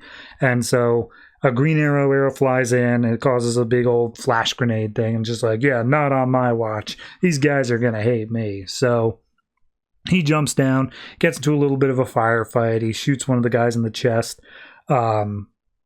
He's just kind of recounting like, yeah, all this crazy stuff's happened recently. You know, this world was invaded by Darkseid and then the crime syndicate. Like, these criminals probably thought nobody would notice a little children's hospital. But I noticed, and they couldn't be more wrong. So he fires an arrow into the hand of one of the guys who fires off a shot at him. Bullet gets lodged in his arm, but he doesn't notice till later. And we see him using a net arrow on one of the guys trying to get away. And he's like, they were orphans. How dare you? But he cuts the net, lets the guy go, and says, if you got anybody who's still in the same business as you, tell them Green Arrow's on their case. So he lets the guy go down the hall. And as this guy runs down the alley, Diggle's there. And he just punches the dude in the face and says, I didn't think we were letting these guys off the hook. And Green Arrow's like, dude, I was trying to get him to go and send a message to the whole criminal underbelly. They need to fear me. And Diggle's like, try not wearing green. Like, I'm your partner here. I'm your bodyguard. I'm going to, like, go ahead and do this. And he's like, nah, well, you're a sidekick. And I'm telling you, like, not to do that right now. He's like, don't call me a sidekick again. Try it. So they get in the car. And this is where we get the, here's how we changed up the status quo line. Diggle says, Emiko's off training, Naomi's been off the grid for 3 months, and Henry V took another job. And Diggle's the only one who's left. And he notices that Oliver got shot, so they go to a memorial hospital where they meet up with a Dr. Cross, who knows Oliver's secret identity, knows that he's Green Arrow, and he's getting stitches with the bullet taken out. And he's just like, maybe you should have like a Kevlar suit or something, protect your whole body from shots. And Oliver's like, yeah, it slows me down too much, can't do it. And he talks to the doctor and basically says, hey, Queen Foundation is giving you guys funding. Are you guys good? Is it kicked in? And he's like, nah, things are like worse than ever now. And he says how emergency relief in the city has been cut by 75%. He's probably stealing some stuff. And also their shipments have been intercepted, so they're having to pay twice for medications because insurance isn't covering it. So everything's just kind of bad. And Oliver's just like, okay, I'll look into it. I'll see what I can do to help out here. And as he stands up, you see all the scars and bruises he's got on his body. And he's like, yeah, you'll look into it, but who's going to look after you? So he gets a text on his phone from someone named Zera who says, I'm going to kill you. And he's like, oh, well, I may die sooner than you think. So we see that Zera is someone who is in charge of the Queen Industries, like all the Queen Foundation stuff, and she's just chewing out Oliver for not being there. There was a meeting that he was supposed to be at like an hour ago, so he shows up at Queen Industries, and she's like, come on, Oliver, you can tell me. Like, I'm not going to judge very harshly where you've been. And he's like, it's a long story, don't worry about it. By the way, please stop touching my arm. I've just got stitches. Again, long story. So he doesn't care who he's about to go into a meeting with, and as he opens up the door, he sees inside is Lex Luthor and Bruce Wayne. I don't know if he knows Bruce's secret identity. I don't think so. But regardless, they're just like, hey, Oliver, we need to talk. And he's just like, all right, what do you douchebags want? And Lex is like, well, we want your company. See, me and Bruce Wayne here have partnered up to make a super cool thing where we're going to help change the world and whatnot. And Bruce is like, yeah, that's what we're doing. But like, if we got you on board as well, we could do so much more. It would be the top 3 titans of industry all coming together to help change the world in big, great ways. Like, we can cure cancer. We can go to Mars. And Oliver's just like, Bruce, I get why he's doing this because he's an egomaniac, but like, why are you doing this? He's like, I believe in the cure for cancer and putting people on Mars. And Lex is just like, all right, look, is your ego so big that you can't understand the opportunity we're giving you? And he's like, my ego? Bro, I am setting up all these things with my foundation. We're opening shelters and charter schools, hospitals. And Lex just yawns and just be like, that stuff is small scale and boring. Like, yeah, okay, wow, your pet project is Seattle. We're trying to change the world here, man. Can you please get on board? And immediately Bruce is like, okay, like, Lex is wrong, but he's got a point. Like, you need to understand the bigger picture here, Oliver. Why are you unwilling to help? What are you hiding from us, Oliver? And Oliver gets all snippy, and he's just like, I know the names of everybody who works for me in my foundation. Can you name anybody who works for you, Bruce Wayne? And he starts to say Lucius Fox, and Oliver cuts him off and he's like, hey, not counting Lucius Fox. You're proving my point here, man. You are so disconnected from everything. So I don't know what you're hiding, Bruce, but Luther, you're just evil. Screw you. And Luther's like, all right, we're done here. So they walk out, they storm out. Bruce is very upset with everything as well. And he passes a business card over to, I've already forgotten her name, whatever the girl's name is, and just says like, oh, when you're willing to work for a real company, go ahead and call me. So then we cut to a random ass like tool shed or something like that, and a guy's being held upside down by chains, and he's being tortured by some guy. And he says like, oh, I'm going to go ahead and torture you now until you give me the information. And the guy says like, oh, Mr. King, please, I don't know anything. He's just like, oh, well, maybe you do, maybe you don't, but like, we're going to bleed you out until we get the information we need. And he takes a hacksaw and like takes it to the guy's throat and only does a small cut, but like on his jugular, so it's going to be pouring out.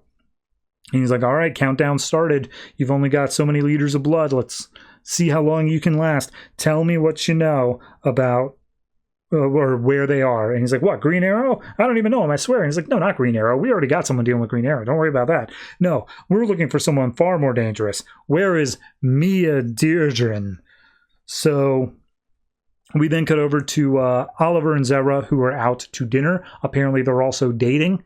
And Oliver's getting a bunch of text messages from Diggle saying like, hey, something's happening, something big, we need to get Green Arrow out here, but all in secret codes. Meanwhile, Zara's saying like, hey, look, Oliver, why'd you screw it up with Bruce Wayne and Lex Luthor? Like, it could have been really big for us. You want me to be in charge of this thing and you want us to be in a relationship.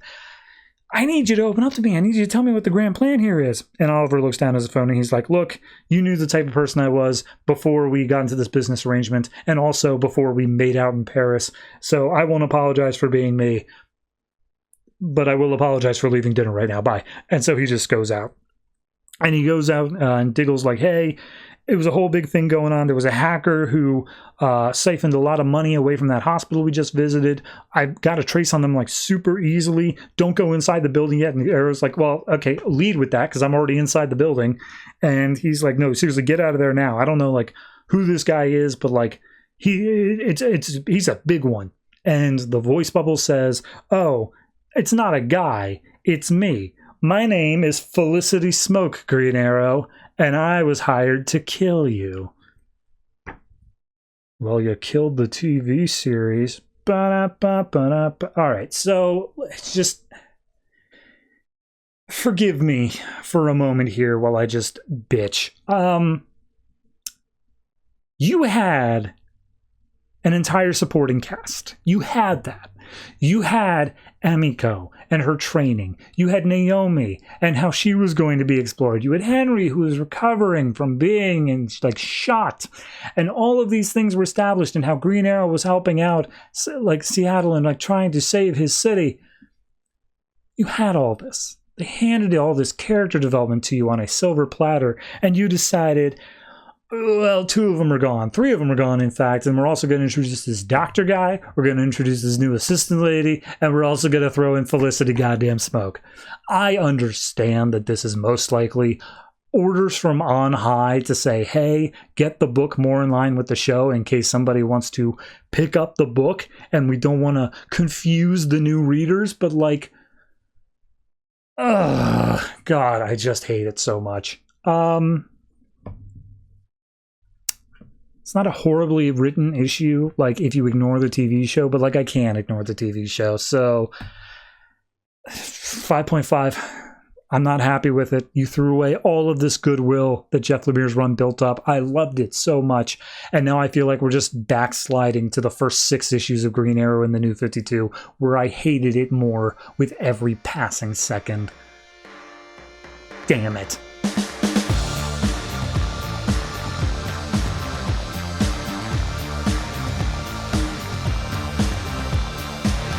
Justice League 3000 number 10, written by Keith Giffen and J.M. DeMatteis, art by Howard Porter. So last issue, the entire Justice League escaped from Cadmus World, including the new Flash, who is Terry. And it's unknown where they ended up at, but they have made it in the beginning of this issue to Camelot 9, which is an entire planet that is just really into Camelot.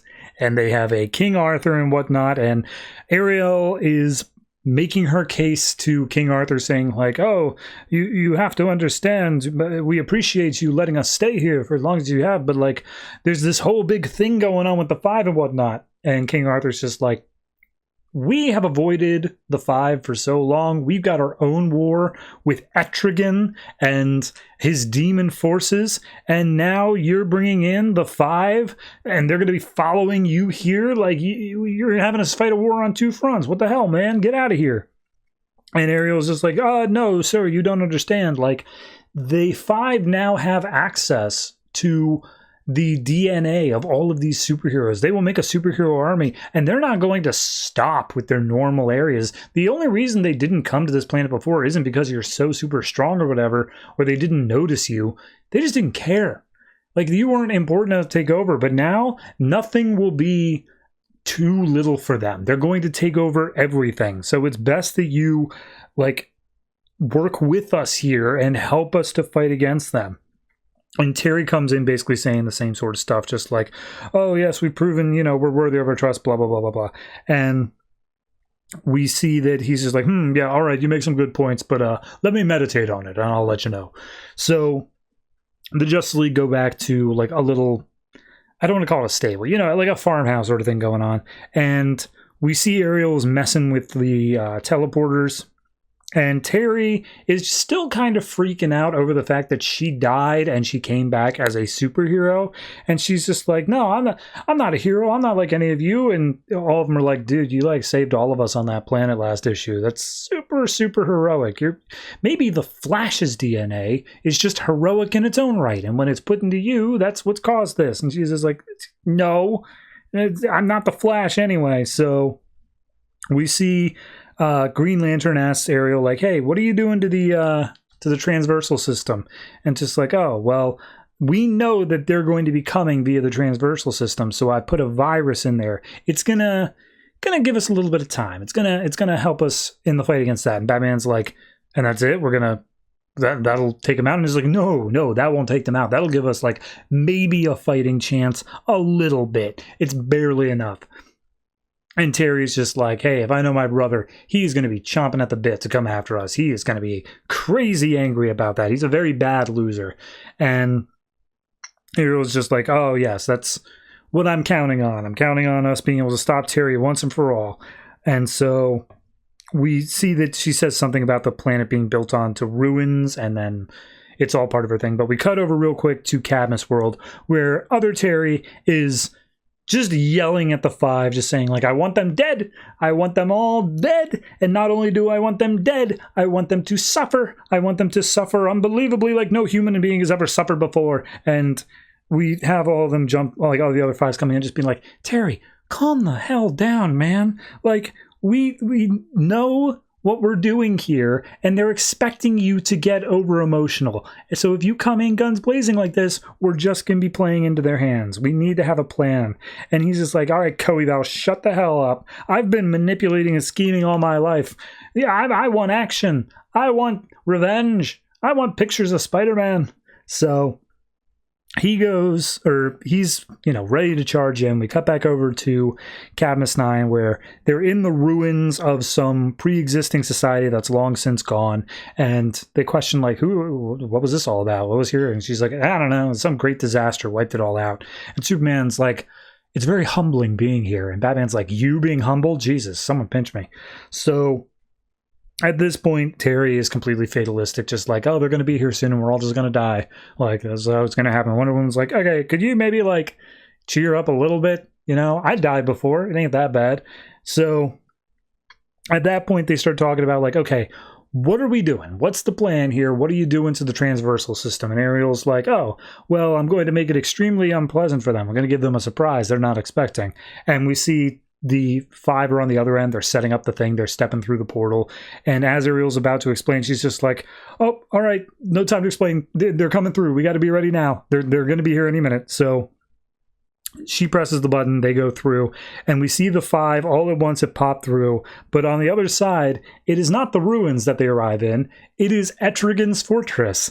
And Etrigan's like, who the hell are these people? And he rhymes it. But he's like, who the hell are these people? Armies. Kill them now. Do it. Get them out of here. Tear them limb from limb. So Ariel's just like, yeah, they're going to have trouble. Etrigan's not going to let them immediately teleport out, but there's no way that they're not going to be able to take care of Etrigan's entire army. Because, it's not really a real threat. They're just kind of stupid. So once they handle that, then they'll come after us. And Superman's like, how long's that going to be? And then immediately through their teleporter is Coeval and the rest of the 5 just being like, oh, yep, we're here. We're ready to fight. And we're invincible. And Ariel's just like, ho. But you see, I've gotten you slowed down a little bit due to having to fight through them. And it's let me do this. And she detonates the teleporter back. And they're just like, okay, now you're trapped here with us. That was your only escape route. And it's like, but we are not going to escape. We will never retreat and we will never surrender. And it's making it so that you can't leave either. And Wonder Woman laces up the lasso around her fist and just says, we're the Justice League. And whenever the threat, whatever the century, we always prevail. And Ariel's just like, I'm sorry, what did she just say? Well, that sounded almost heroic. So we see the fight begins. Batman goes up against Convert, and Convert's like, I could possess you in a heartbeat and take over your mind, but I'm not gonna because I want to beat you up real bad. And then Batman just does some martial arts on him, manages to take him out, and then sprays him in the face with mace. We cut over to Locus, who is going up against Green Lantern, and she sees his construct and sees how she's normal size. And she's like, how could you manage to become normal size again after I shrunk you? And Lantern's like, anything's possible for me with willpower. And she's like, well, I'm just going to shrink you again. And so she used her powers to shrink him, but then he just makes a bigger construct again. And he does it. And she's just like, what? Huh? How are you still doing this? And he just pops out as a little tiny form, just being like, you really aren't that perceptive, are you? It was just a construct like this. And then all of a sudden she makes a giant ass fist that just punches her in the face and knocks her out. So then we get Wonder Woman and Superman going up against Kali. Superman's like, Wonder Woman, I got your back. And she's like, don't touch my back. And he's like, no, it's a figure of speech. I'm here to help you. That's what I want. And she's like, I don't need your help. And Superman's like, fine, whatever, I'm out. Bye. And he's just like, where are you going? And he's like, you just said you don't need my help. And she's like, yeah, it's not that I don't want it, though. And he's like, oh, okay, you got the hots for me. So at that point, they attack Kali, bury her under huge mountains of rubble from the ruins, and she's trapped. There's no way she's getting out of there. So we then cut over to Terry and Coeval. Coeval is just kind of a floating head because he's linked to Terry's implants and whatnot. And Terry's just sitting there talking to his sister. And the sister's just like, hey, put up a fight. Come on, let's do this. And he's just like, no, because I know you. If I put up a fight, then you'll actually fight back. But if I just sit here, you won't lay a hand on me. And she's like, you murdered me. Yeah, I'll beat you up. And he's like, then why haven't you? I'm just sitting here. I'm not doing anything. Go ahead. Throw a punch. Let's do it. And she's just like, look, yes, all right, fine. No matter what you've done, you're still my brother. But that's also why I haven't beat you up, is because I'm just distracting you until she's ready. And then Terry looks over and sees Wonder Woman cracking her knuckles. And he's like, you all still have explosives in your head and I'll set them off. And they're just like, nah, we blew up the transversal. You have no way of being able to get out, which means if you blow us up, you blow up too. So we're going to have some fun here. And Boy Terry's like, Koival, help me out here. And Koival just goes, blue screen, just beeps out. And Ariel's just like, oh, Koival's definitely still around. He's watching this whole thing. He just doesn't want to get involved. So Wonder Woman just starts shaking Boy Terry like crazy, like throwing him around the place, and ends up knocking him out. And so Ariel's just like, guys, I want you all to understand what you did here today. You did it. You owned up. You became heroes. It's just like I imagined the Justice League. This is it. This is what I always wanted here. So, you know what we need now? And there's just like a shower, some alcohol, literally anything to help us get over this. And she's like, no, headquarters. And Superman's like, oh my God, yes. It's not a bad issue. It does feel like it's very rapidly wrapping up that entire plot. Like, did they actually handle the 5? Because I'm looking at future, like, scrolling through here. Certain characters are returning, but, like, not all of them. And that seemed very easy for how much they were pimping them out as the biggest threat that the galaxy has ever known. So, yeah. It's not a bad issue by any means. It is just kind of a weird series as a whole. You got to be into it to like enjoy it, and I'm kind of right on the cusp. Sometimes I feel like they do a great job, and then other times I'm like, I don't know, this just feels like a random ass filler issue. And that's kind of where I'm at on this one, where it feels like it was setting up for these guys to be these series long villains that we'd have to slowly pick apart one by one. And in the 10th issue they're like, yeah, they're done. Like, oh, all right, fine. So overall, I'm probably going to end up giving this one like a 6.5. It's just somewhere in the middle for me. It's not quite working on every level, but it's not a bad book by any means. So take that as you will.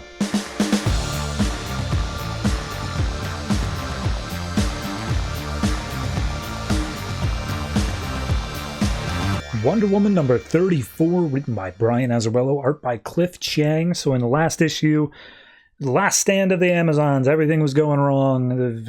Wonder Woman got stabbed on Mount Olympus, and she's bleeding out. And then little baby Zeke used his powers to bring Hippolyta to life, quote unquote. She's still a statue, but she's moving around now. So we see on Paradise Island, Firstborn has brought multiple armies, including like full-on tanks and whatnot. And he's like, you guys thought you were so safe here on this island. You never once thought that anything was going to come here and like destroy you.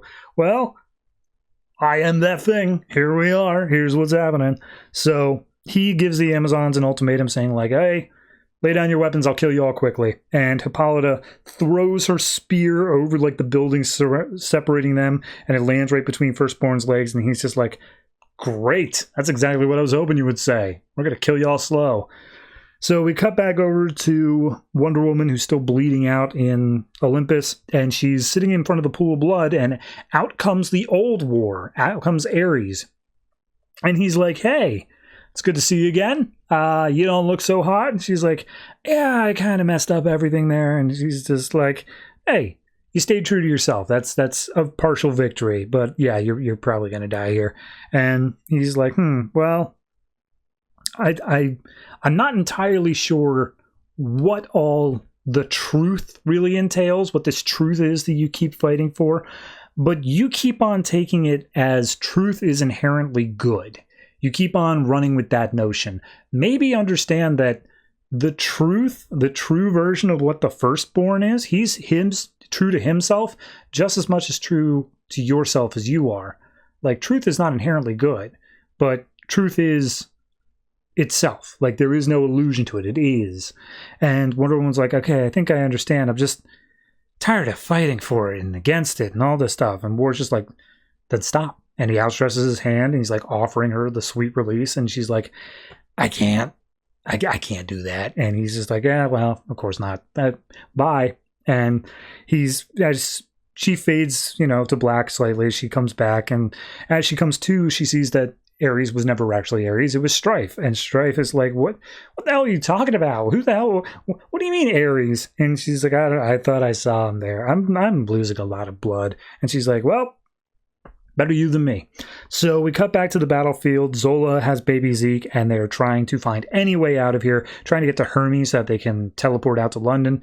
And she comes across Hera, and Hera's just watching the battlefield from above, and she's like, why are you just up here? And Hera's like, I'm a god again. I'm above life and death. This is all just games for me again. And Zola's like, we were friends. Like, we protected you. Doesn't that mean anything to you? You can go down there and do all that stuff. And she's just like, it doesn't matter to me anymore. Like, I can't. It does. I don't know. And she's just like, fine, whatever. You said you were afraid of dying alone. I hope you're happy with living alone as well. So she storms off. We see Strife is watching this moment through like the pool of blood, and she's like, oh snap, oh, just watch Hera turn around and turn her into like a pile of moss or something. She pops some champagne, and Wonder Woman's like, what in the hell are you drinking to? And just like, oh, you failed. You're an abject failure. Everything about you is wrong. And I was worried when the old war died because I thought everything was going to get so boring, but you messed things up so much worse. And all of this is happening. And then Wonder Woman's like, and I'm just going to die. And Strife's like, I'm sorry, you what? She's like, I'm just going to die, and my life is going to be over, and I'm going to go be at peace, just like war. And Strife's like, I'm sorry, did you say peace? Throws down the bottle, not on my watch, and she drags Wonder Woman into the blood pool. So we see Firstborn is going up against Orion and tells him to put a collar around his neck, and Orion literally is about to curse him out as we see... I always forget his name. The other guy, the one who like sees through flies and whatnot, another son of Zeus. He's on Orion's jet and is like, you all are a very bad person and you have hurt Orion. And he fires down a tractor beam to pick up Orion and Artemis and takes them away and uses a boom tube to get them out of there. So they're all safe. And we see Cassandra is going up against a bunch of Amazons and men of Paradise Island as well. And she sees Zola over on a nearby balcony. And she's like, oh, perfect. That's what I want. So Hippolyta cuts off the head of one of the warriors. And through the pool of blood comes Strife and Wonder Woman. And Hippolyta is like, oh, my daughter, Strife, what did you do to her? And just like, hey, nah, I'm bringing her back to make sure that she's able to live on because I want this pain to continue. And Wonder Woman just punches Strife in the face and just like, all right, that's enough out of you, man. You suck. So she collapses in Hippolyta's arms, and Hippolyta's like, daughter, oh, you're here. I got you. And Wonder Woman's like, oh, it's so nice to hear you call me daughter. That's really all I could ever want. So as she's like still bleeding out and all that, Hippolyta's like, hey, I'm so sorry about all the lies and everything like that, but like, can you forgive me? And she's like, mother, we both have regrets, but now is not the time. And that's when Orion and crew come back through the boom tube and just like, hey, Wonder Woman, wow, you're losing a lot of blood. My little rocket ship thing can fix you up. Anyway, what are we going to do? How are we fixing against Firstborn? So Wonder Woman, she's healed up and she's like, okay, I got this. And Firstborn's just like, psh, you guys can't fight me, you're surrounded. And Wonder Woman says, nah, you're surrounded. And then all of a sudden we see Hephaestus and Eros, I believe, come in on giant mechanical elephants with wrecking balls at the end of their trunks and just start wrecking shop against all of his army. And Firstborn's just like, yes, all right, perfect. This is great. I love this. So Wonder Woman says, okay, hey, I need time to find Zola. She's the key to all this. And we see Milan, who's the name of the guy who sees stuff. Wonder Woman goes over and says, hey, I need you to help me find her. And so Milan takes off his blindfold, does a search around, and finds Zola is currently running through one of the buildings, and she's being stalked by Cassandra. And Cassandra comes up and says, oh, baby, I wonder what he tastes like. Because remember, Cassandra's now a cannibal. She starts chasing after Zola. There's wolfman hyenas coming down the other side. Zola's trapped, and as she is about to be killed, she sees that the wolfmen have been turned into crystal and then are suddenly smashed with a battle axe. Hera comes to save the day, and she says, yeah, all right, it's crystal. So Hera uses her godlike powers to just lift up Cassandra, and it's just like, I am going to torture you for eons. I am going to absolutely ruin you for like ever and ever and ever.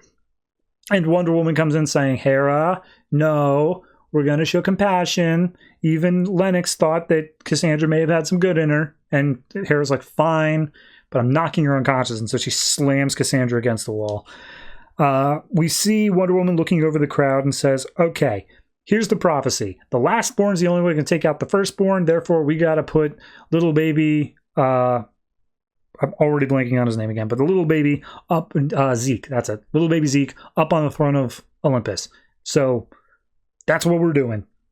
So we see Zola, Hermes, Wonder Woman, and Zeke teleport into Olympus. Meanwhile, Orion and Artemis join the fight again in order to cause a distraction. And the moment that they get there, Wonder Woman picks up Zeke and is like, okay, I'm going to go put him up there. And Zola just doubles over in pain. She's just down on the ground and something's going on with her eyes. And we see out from the pool of blood is Poseidon. And he says, you stupid mortals, you always come face to face and ask the same questions of like, what happens when you face the end? So I think next issue is the last issue of Azzarello's run. So we're wrapping this up. This is going to be it. I'm curious what Poseidon's getting out of this. I remember earlier on he made a deal with the firstborn, but I can't remember the specifics of it. So we'll see how that pays out. Overall, fine issue. I'm thinking it's, it's dense. It's getting a lot of plot threads wrapped up. It does feel like final battle sort of territory. If I really had to critique it, it would just be that I don't feel like firstborn has like a goal.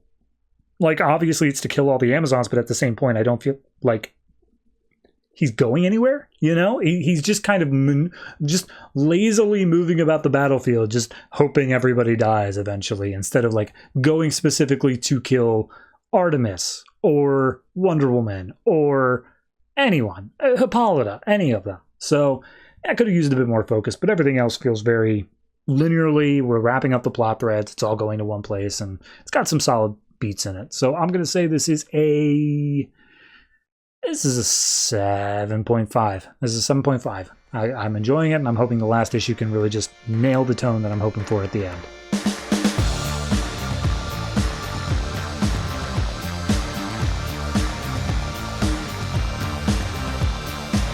Swamp Thing number 35, written by Charles Soule, art by Jesus Saiz. So get ready. We open up with a single electrical impulse just going along a grid.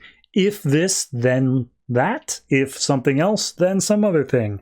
And it's just him on a grid turning left or right constantly. But he becomes aware, and I'm talking about the electrical impulse, becomes aware that there is another path that is blocked by a logic gate that is never able to be opened. It is an impossible to pass logic gate.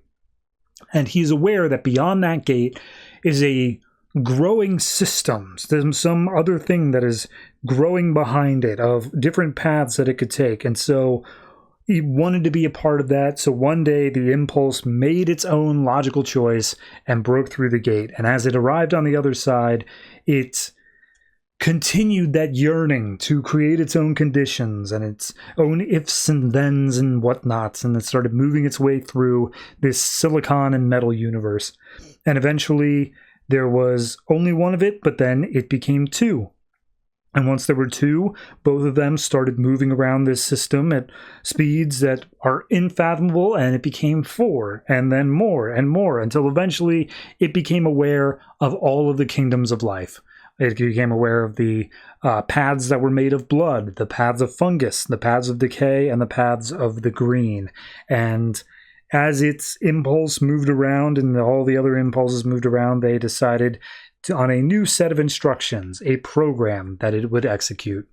And this is where we cut right back to where we picked up at the end of Swamp Thing 34, where after taking care of the wolf and the beast that wolf became, a being came in named Calculus, and he says, we are a Calculus, there's a better way. And Calculus, he's got the memes. He's got a lot of slang going on here. I won't be saying it all, but just know it happens. He's like, hey, we're a representative of machines. We're here to make everything more simple and efficient. We know that you will have emotions with it, so please drop this wooden barrier that you've got for protecting all the people outside. And Swamp Thing's like, there's a bunch of cops out there. You don't want that. And he points out the wolf, and he's like, that thing just killed a bunch of people. It's going to be chaos out there. And he's like, oh, no, please, open it up. And Swamp Thing's like, fine, whatever, man, your funeral. And as he looks around, the entire French Quarter of New Orleans is just empty in the middle of the day. And he's like, what did you do? And he's like, we made them go bye-bye. And Swamp Thing's like, explain. And he's like, oh, no, not any bad thing. You see, we made it clear that a storm's coming. Category 5 hurricane. It'll destroy New Orleans. Its levees are weakened and everything's in danger. Evacuate the cities immediately. And he says, yeah, you know how humanity is. They'll believe anything you show on a screen. And in his face, you see people reacting to the news reports, all these things of hurricanes coming in. And I will say, he is literally just a mannequin with a blank face that is made of just sheer metal. So Swamp Thing ties him up in some roots and is just like, what have you done? And he's just like, I mean, there's not actually a hurricane. I didn't make a hurricane, but I'm just demonstrating what's up. I'm letting you know that, like, it was easy for us. And he snaps free of Swamp Thing's routes, and all of, like, the TVs and ATMs and everything, speakers down around the street here just start speaking out and saying, we are everywhere, we are everywhere. And Swamp Thing makes a bunch of copies of himself and says, you're not the only one, you're not the only one. And he says, like, look, maybe you don't understand. People are panicky. They are going to hear your news and people could get hurt. And if they get hurt, I will hold you responsible. Do not give me a reason to fight you. And Calculus is like, yeah, all right, done. You got it. I got rid of it. The hurricane's no longer coming. But now, maybe you'll listen to me. Maybe now, a quid pro quo, Clarice. So he says, look, we've watched you. We've seen everything that's gone on since Charles Soule took over the book. Like, you've been through the ringer, man. You've had a lot of bad stuff happen, and you have to rely on just your singular mind. It ain't easy being green. But that's what we're here for. We like running systems. That's just what we like to do. And we would like to run this system for you. And Swamp Thing's like, you want to run the green? Is that what you're saying? Like, you saw what happened to the last people who ran the green, and you want to do that same thing? And he's just like, okay, first thing I want, like, to clarify, we do not want to be avatars. We think avatars are stupidly inefficient. We don't do that with the machines. Number two, yes, we see ways to improve your systems. We find a way that we could get involved, and we think that it would work out for the both of us. We want to make the trains run on time. That's the long and short of it. We have been watching you, and we know what you want. And we get a shot of Swamp Thing flying through the air with a Superman S wearing a cape. And he's like, you can do that. We'll free you from the burden of the green. We just want to manage it. We don't even want to own it. We just want to manage it. And Swamp Thing pauses, and he looks back up at Calculus and says, get out of here now. And Calculus, just in a flash of electricity, just disappears. So Swamp Thing goes back to the grove, the bayou. Remember, Brother Jonah became the new parliament for him. And he goes and he speaks to Jonah. He says, hey, man, how's it going? You good down there in the green? And he's like, yeah. Nah, it's weird being in the parliament now. It's strange. And he's just, Swamp Thing's like, yeah, just tell me, like, if I can make anything easier for you, I owe you one. He's like, nah, man, I'm your parliament. What do you need from me? And he's like, okay, well, could you tell me what happens when, where do new kingdoms come from? Where do baby kingdoms come from? Like, what are we supposed to do? And Jonah's like, oh, man, you've been through so much in your time. I forget that you're not, like, an experienced avatar. Yeah, okay. The thing that happens when a new kingdom happens is everything freaking dies. Like, it's just war and doom and chaos because a new kingdom comes up and they think that they're the only thing. They're small and they're not aware of the stuff around them. Then they grow, then they build, and they become aware of the stuff around them, but they become territorial. They think that they should be the only things that are around. And therefore a war breaks out, and ultimately things do come and settle, and, like, things balance themselves out, but that only usually happens once, like, almost all life on Earth is nearly destroyed. So, yeah, whenever new kingdoms pop up, it means bad things happen. Why are you asking? And he's like, well, I was approached by a representative from something I wasn't familiar with, Kingdom of Machines. And immediately Jonah's like, hiss. He's just like, what are you hissing for? And he's like, well, was it their avatar? And so Alex just like, no, he specifically said he wasn't an avatar. He thinks avatars are stupid. He was just some kind of an agent. And Jonah's like, cool. Find where they live and kill them all immediately. And Swamp Thing's just like, whoa, I feel like it's not really what we're doing right now. And he's just like, bro, if you do not kill them now while they are still weak, we will get into that situation that I described. Find their central home and turn it to dust. And Swamp Thing's like, I thought that you were like a peaceful dude. That's how you always struck me. And Jonah's like, no. I believe in saving the world. I thought you did too, but like if you're not going to do your job, then I'll be down in the green prepping for war, man. Thanks for nothing. And Swamp Thing's like, okay, all right, well, let me find out where these guys live. So he feels through the green and he realizes that they are placed at a base called the Service that is deep in the Arctic. And he's like, oh, that's clever. You know, no animals are down there. There's no plant life, but there happens to be a stray seed on the wind that's just flying over. And I can take that as a basis. And he uses that seed to also cash in on some sea grass that's growing underneath their ice base. And he starts growing it up and he starts punching through the ice. And he's like, I could bring this all down super quick. Like, and I mean, they're not even alive, really, not technically. So yeah, I could do this. And he starts punching through and he's like, no, that's not right. I don't want to do this unless they force me to. Cut back to at the Grove, a whole bunch of killbots led by the Calculus saying execute. So, oops. Yeah, no, I'm super down. If you didn't check out the Future's End issue of Swamp Thing, definitely check that out because it is giving little hints to this as well. But I gush so hard over that issue, and I'm gushing here too because, like, it is. I love the creation of a new kingdom. I love that idea, and I love the way that we're handling it here. Of machines just want to execute instructions. They are literally built to be middle managers, and maybe they weren't being totally honest. It could be something where, like, they got killbots, and they look a lot like the killbots that are coming out of Future's End stuff as well. So, story, man, it's deep. I'm going to give this one an 8. You know what? I'm at 8.5. I think that Calculus is just enjoyable enough as a character that I'll give it that extra point solely from him. So, no, it's great thoughts going into this. I'm hoping that it stays continuously good right up until the end. I'm down for it.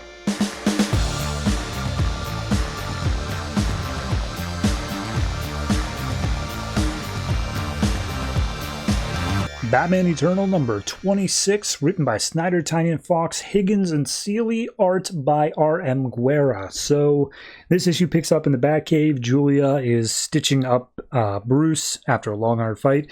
She is nowhere near as skilled as Alfred, and she points it out. She's like, Jesus Christ, I made you look like Frankenstein. He's like, it's fine, it's good, I got to get back out there. And so he goes back over to the case where he keeps his cape and cowl, and then all of a sudden, Batarang flies in next to him and voice saying, oh no, you don't get to do that yet. And we see it's Tim, Jason, and Barbara, and Tim's basically like, look, no more secrets, we got to get on the same page. Meanwhile, Julia's just like, man, that was a fresh costume, you put a hole in it, I gotta go back down to the creepy basement where we keep all the extra costumes. And Tim's like, look, ignoring our future stuff, what's she doing in the cave? What is going on here? And Barbara's like, do you know her? He's like, yeah, this is Julia Pennyworth. She's Alfred's daughter. And Jason's like, I'm sorry, Alfred knocked somebody up and we're just now finding out about this? And Barbara's like, shut up, Jason. And immediately Jason's like, excuse me, are we just using real names now? Is that just like, we've got someone we don't trust here? She's literally a secret agent.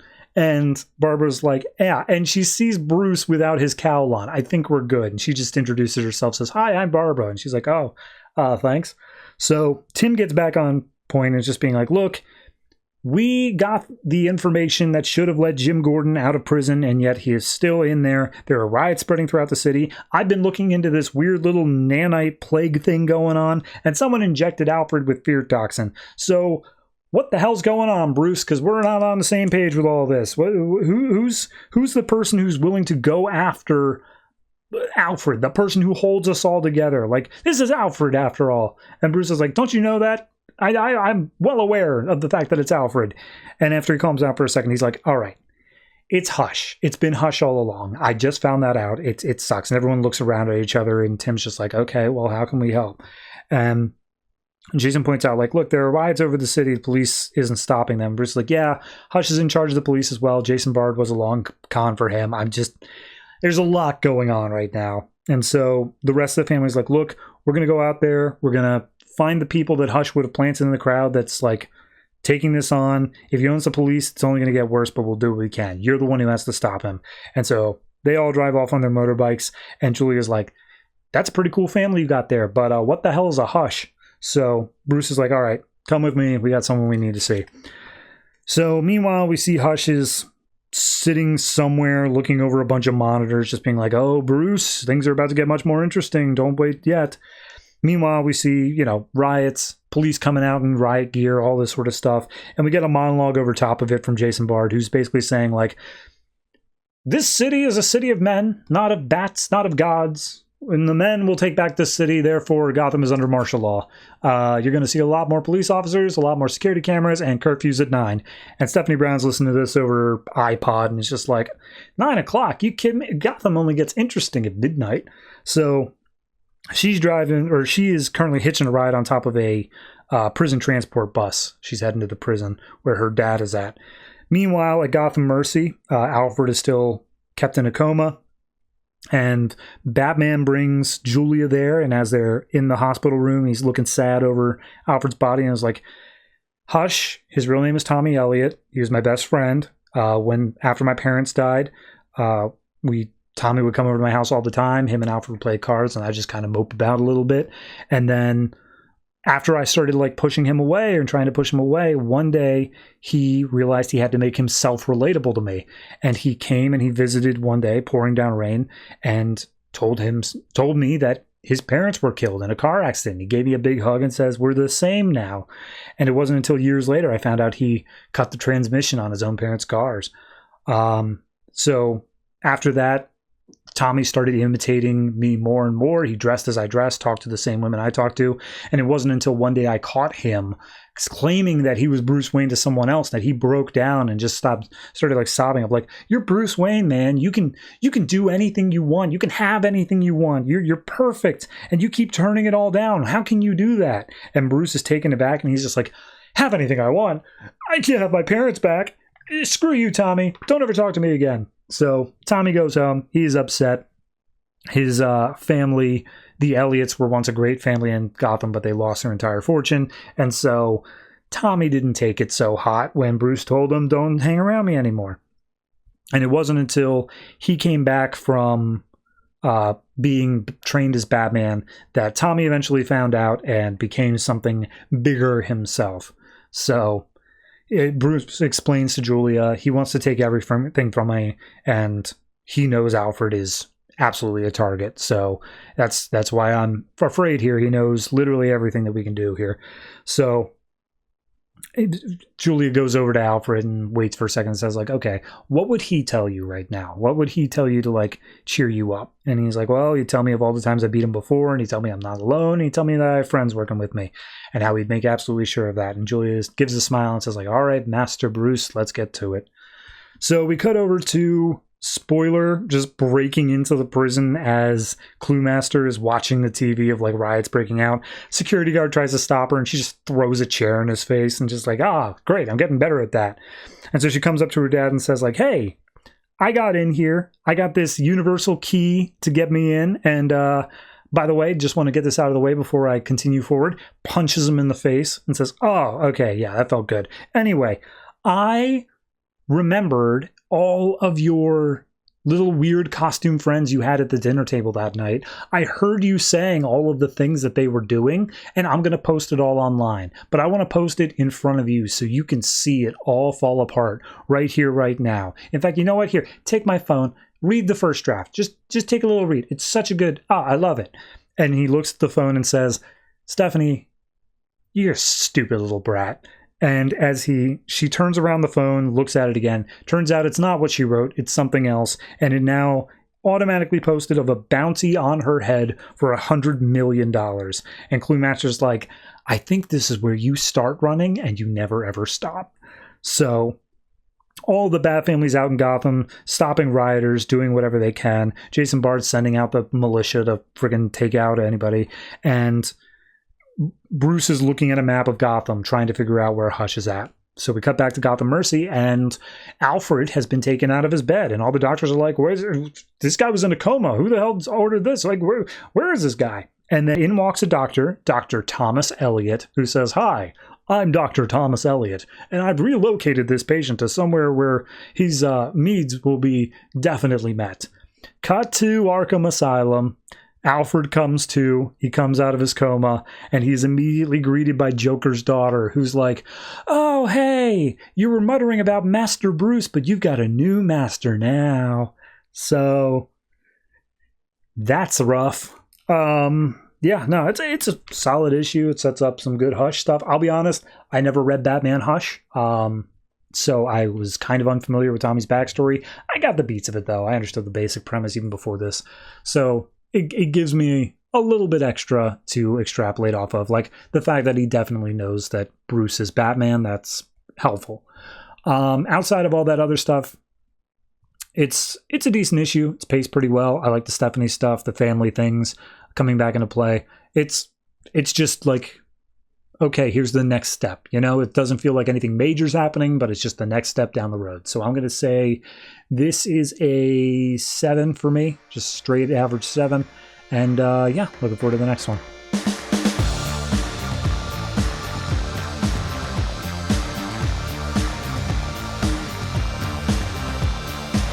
Future's End number 22, written by Azzarello Lemire, Jurgens, and Giffen, art by Patrick Zurcher. So we pick up outside of Columbia University. Jason Rush is going to his job, and Madison Payne is out there being a social justice warrior, saying, hey, Earth 2 people are people too.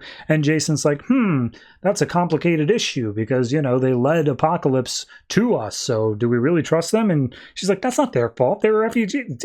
What the hell is wrong with you? And she kind of just like chews him out a little bit. And he's like, right, yeah, sorry. Hey, are you going to be at our study group tonight? And she's like, yeah, probably. So he makes his way into work. He's running a little bit late to Dr. Yamazake. And as he gets inside, he sees the doctor is a little bit high-strung as news of Superman actually being Shazam has broken loose. And he's just like, hey, check it out. Superheroes are all a sham. They all suck. I hate them. And if you need to be on time if we're going to get this stuff done. And he's like, okay, sorry, I'll work on the equations. And he's like, yeah, do it quick. We're going to have to do things faster here. And he's like, what, because of the Superman Shazam thing? He's like, yes, because of the Superman Shazam thing. Hey, let me remind you of during the attacks how my wife was killed because we did not have teleport technology, and up on their watchtower spaceship in the atmosphere they have that technology and they did not save my wife. That is why we do what we do. They are not gods who get to pass judgment on us. They want control. We will take it back from them like Prometheus in the flame. So yeah, he gets a bit antsy about that.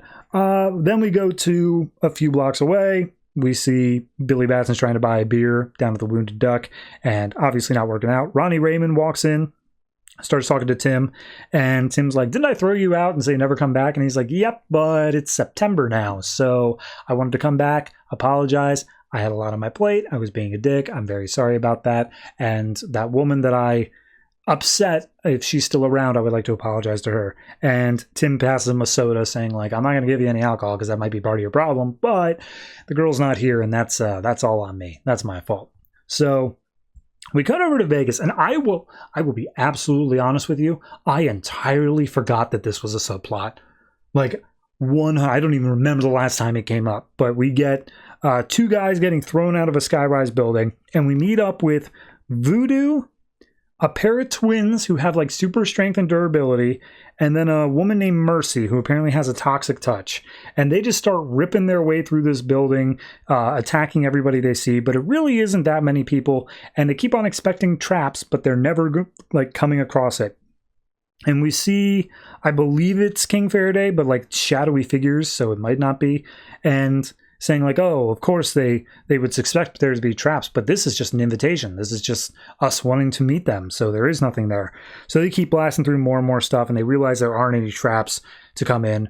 Voodoo's like, we killed a bunch of people to get up here, so there has to be something. We just got to find it. So as they make their way further up, finally a voice comes over the intercom saying like, oh, again, we just wanted to make sure, we wanted to test you and make sure you haven't lost your edge. So come on in, it's been too long. And we see Mercy takes off her gloves, ready to poison anybody she comes across. We then go across town to Justin, who was like the dude who was helping out Grifter before he just went to Cadmus Island. And Justin's like, oh yeah, Grifter, I'll go ahead and talk to Voodoo. I'll let her know what's going on. She'll be okay to like make everything fine. Patooey. And I guess he's just upset about that. We then cut to New York City, where just after Terry finished telling Plastique all about the future of like, yeah, no, it's messed up and it's all gone. And she's like, okay, what's left of humanity? And it's like, not like nothing. They're all dead. Everything's dead. And she's like, how far in the future is this? And he's like, 30 years. And she's like, Jesus Christ, 30 years? 30 years and the world's just going to end? That's insane. And he says like, hey, Brother Eye, it's a satellite right now. In the future, it becomes the moon. It wanted to protect humanity, but it did that thing where it realized humanity is humanity's worst threat. So then it started removing our individuality, turning us into a hive mind, and it just made everything worse. So she's like, and that's why you saw that version of me that's in Terrific's lab, and why did you like get me out of there? Why did you not just leave me? Like, whatever. And Terry's like, oh, it doesn't matter. It's not a big deal. Whatever. And Plastique's like, look, I can't let myself turn out that way. I'm going to help you. Please let me do that. And he's like, no, I'm not asking for your help. And she's like, it doesn't matter. And so they stand like, at odds for a moment. And then Batman's like, all right, Alfred, go on speaker. And the Alfred AI is just like, I don't suggest this is a good idea at all. This is a very bad decision. And he just cracks open a can of chili and passes it to her and says like, all right, what do you got on Brother Eye? And Alfred's like, well, it's not operational. The satellite's not working. And it's like, wait, so Brother Eye's already gone? It's like, no, he's just not on the satellite anymore. He's down on Cadmus Island. So we then cut to somewhere in deep space where the Stormwatch team, Hawkman, Frankenstein, and Amethyst are in suspension, just suspended animation. They fall out of it. They wake up. Frankenstein's feeling like crap. He's like, God, I feel alive. What the hell is this? I don't know what's wrong with me. And Amethyst is like, you got some changes coming on, buddy. Don't worry, you're going to grow some hair in some weird places. And then all of a sudden, Engineer and a bunch of Brainiac drones come in. And they just float menacingly towards the group. And Hawkman's like, Engineer, are you still in there? Are you being controlled by these drones? And Angie's just like, nah. They don't control me, but I am controlled by my actual true master. He's the one who controls all of us, and he put you in stasis because he doesn't really know where to put you. And Frankenstein's like, oh, well, I'll show where we can put him. Let us see this man. Let us see this fiend. He shall know of true fear. And Engineer's just like, okay. And she sends the platform going up through the ceiling. And as they come through the other side, all of them are immediately brought back because they are looking at an absolute kaiju-sized version of Brainiac who says, hello, little things. Welcome to my blood moon. So, final page is Brainiac hears a crack of thunder. They look up in the sky, and in comes Black Adam with Adam on his shoulder to punch out Brainiac, I guess. Sure.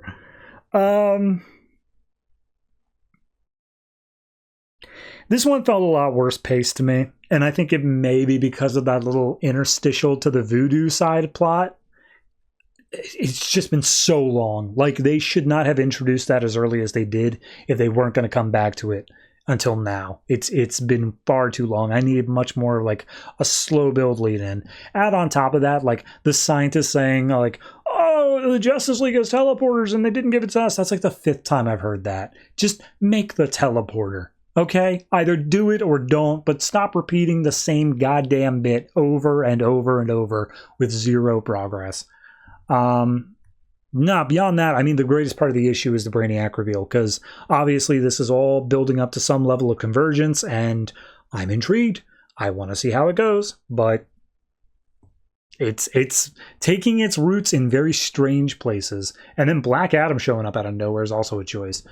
So yeah, overall, fine enough issue, but it does have some weird pacing issues. I think I'm going to end up with a 6.5 on this one.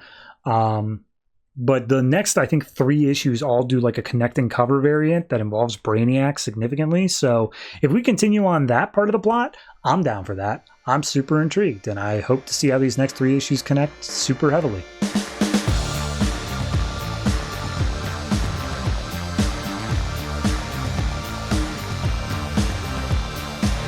And that's it. That is all the comics that came out from DC Comics this October 1st, 2014. And I just want to level with you real quick here. I'm going to keep this brief here at the end, but usually when I'm recording these episodes, I procrastinate and I put it off until Monday night. Episodes go out on Tuesdays. I wait until I get home from work, because of course I work on Mondays, so therefore I start recording at about 6 o'clock. I finish recording about 9:30, sometimes 10 on a really bad night. Due to situations outside of my control, I did not begin recording until 9:30 tonight. It is currently 1 in the morning. I still have to edit this show, and I have work in 5 hours.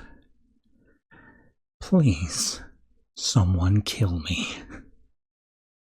Anyway, let's take a look at the comics we've got going on next week. Next week, we only have 13 comics, and in no particular order, they are Batgirl, Batman, Superman/Wonder Woman, Green Lantern Corps, Earth 2, Justice League United, World's Finest, New Suicide Squad, Constantine, Batman Eternal, New 52 Futures End, and then we got 2 brand new series. The first one is Earth 2 Futures End, which is our 3rd weekly, our final weekly, and that will be going on for 6 straight months, so enjoy that. But even worse is Clarion #1, which doesn't sound bad until I say the writer is Ann Nocenti. It's also one of those very few that was on the level of interest that it did not even get a trade paperback release. So, woo! Looking forward to that one. Anyway, like I said, I'm going to keep this brief, so if you have any comments on anything that I talked about this week, last week, any week at all, go ahead and leave them in the video comments down below, or if you are listening on some other platform or just don't like YouTube's comment system, go ahead and hit us up on one of the many social media platforms we are on. We have a Discord, we have a Patreon, we have a subreddit. It's pretty much in that order that you should use them, and all of those links are in the description, but that is going to do it for me. I am going to bed as soon as I get this edited. For the love of God, if there are any editing mistakes, I don't care. I do not care. You are just going to live with them. So yeah, thank you very much for watching, listening. Be sure to interact with this positively. Share it with your family members. They'll all get a real kick out of this random-ass episode. And yeah, always try to remember, if it ain't broke, don't fix it.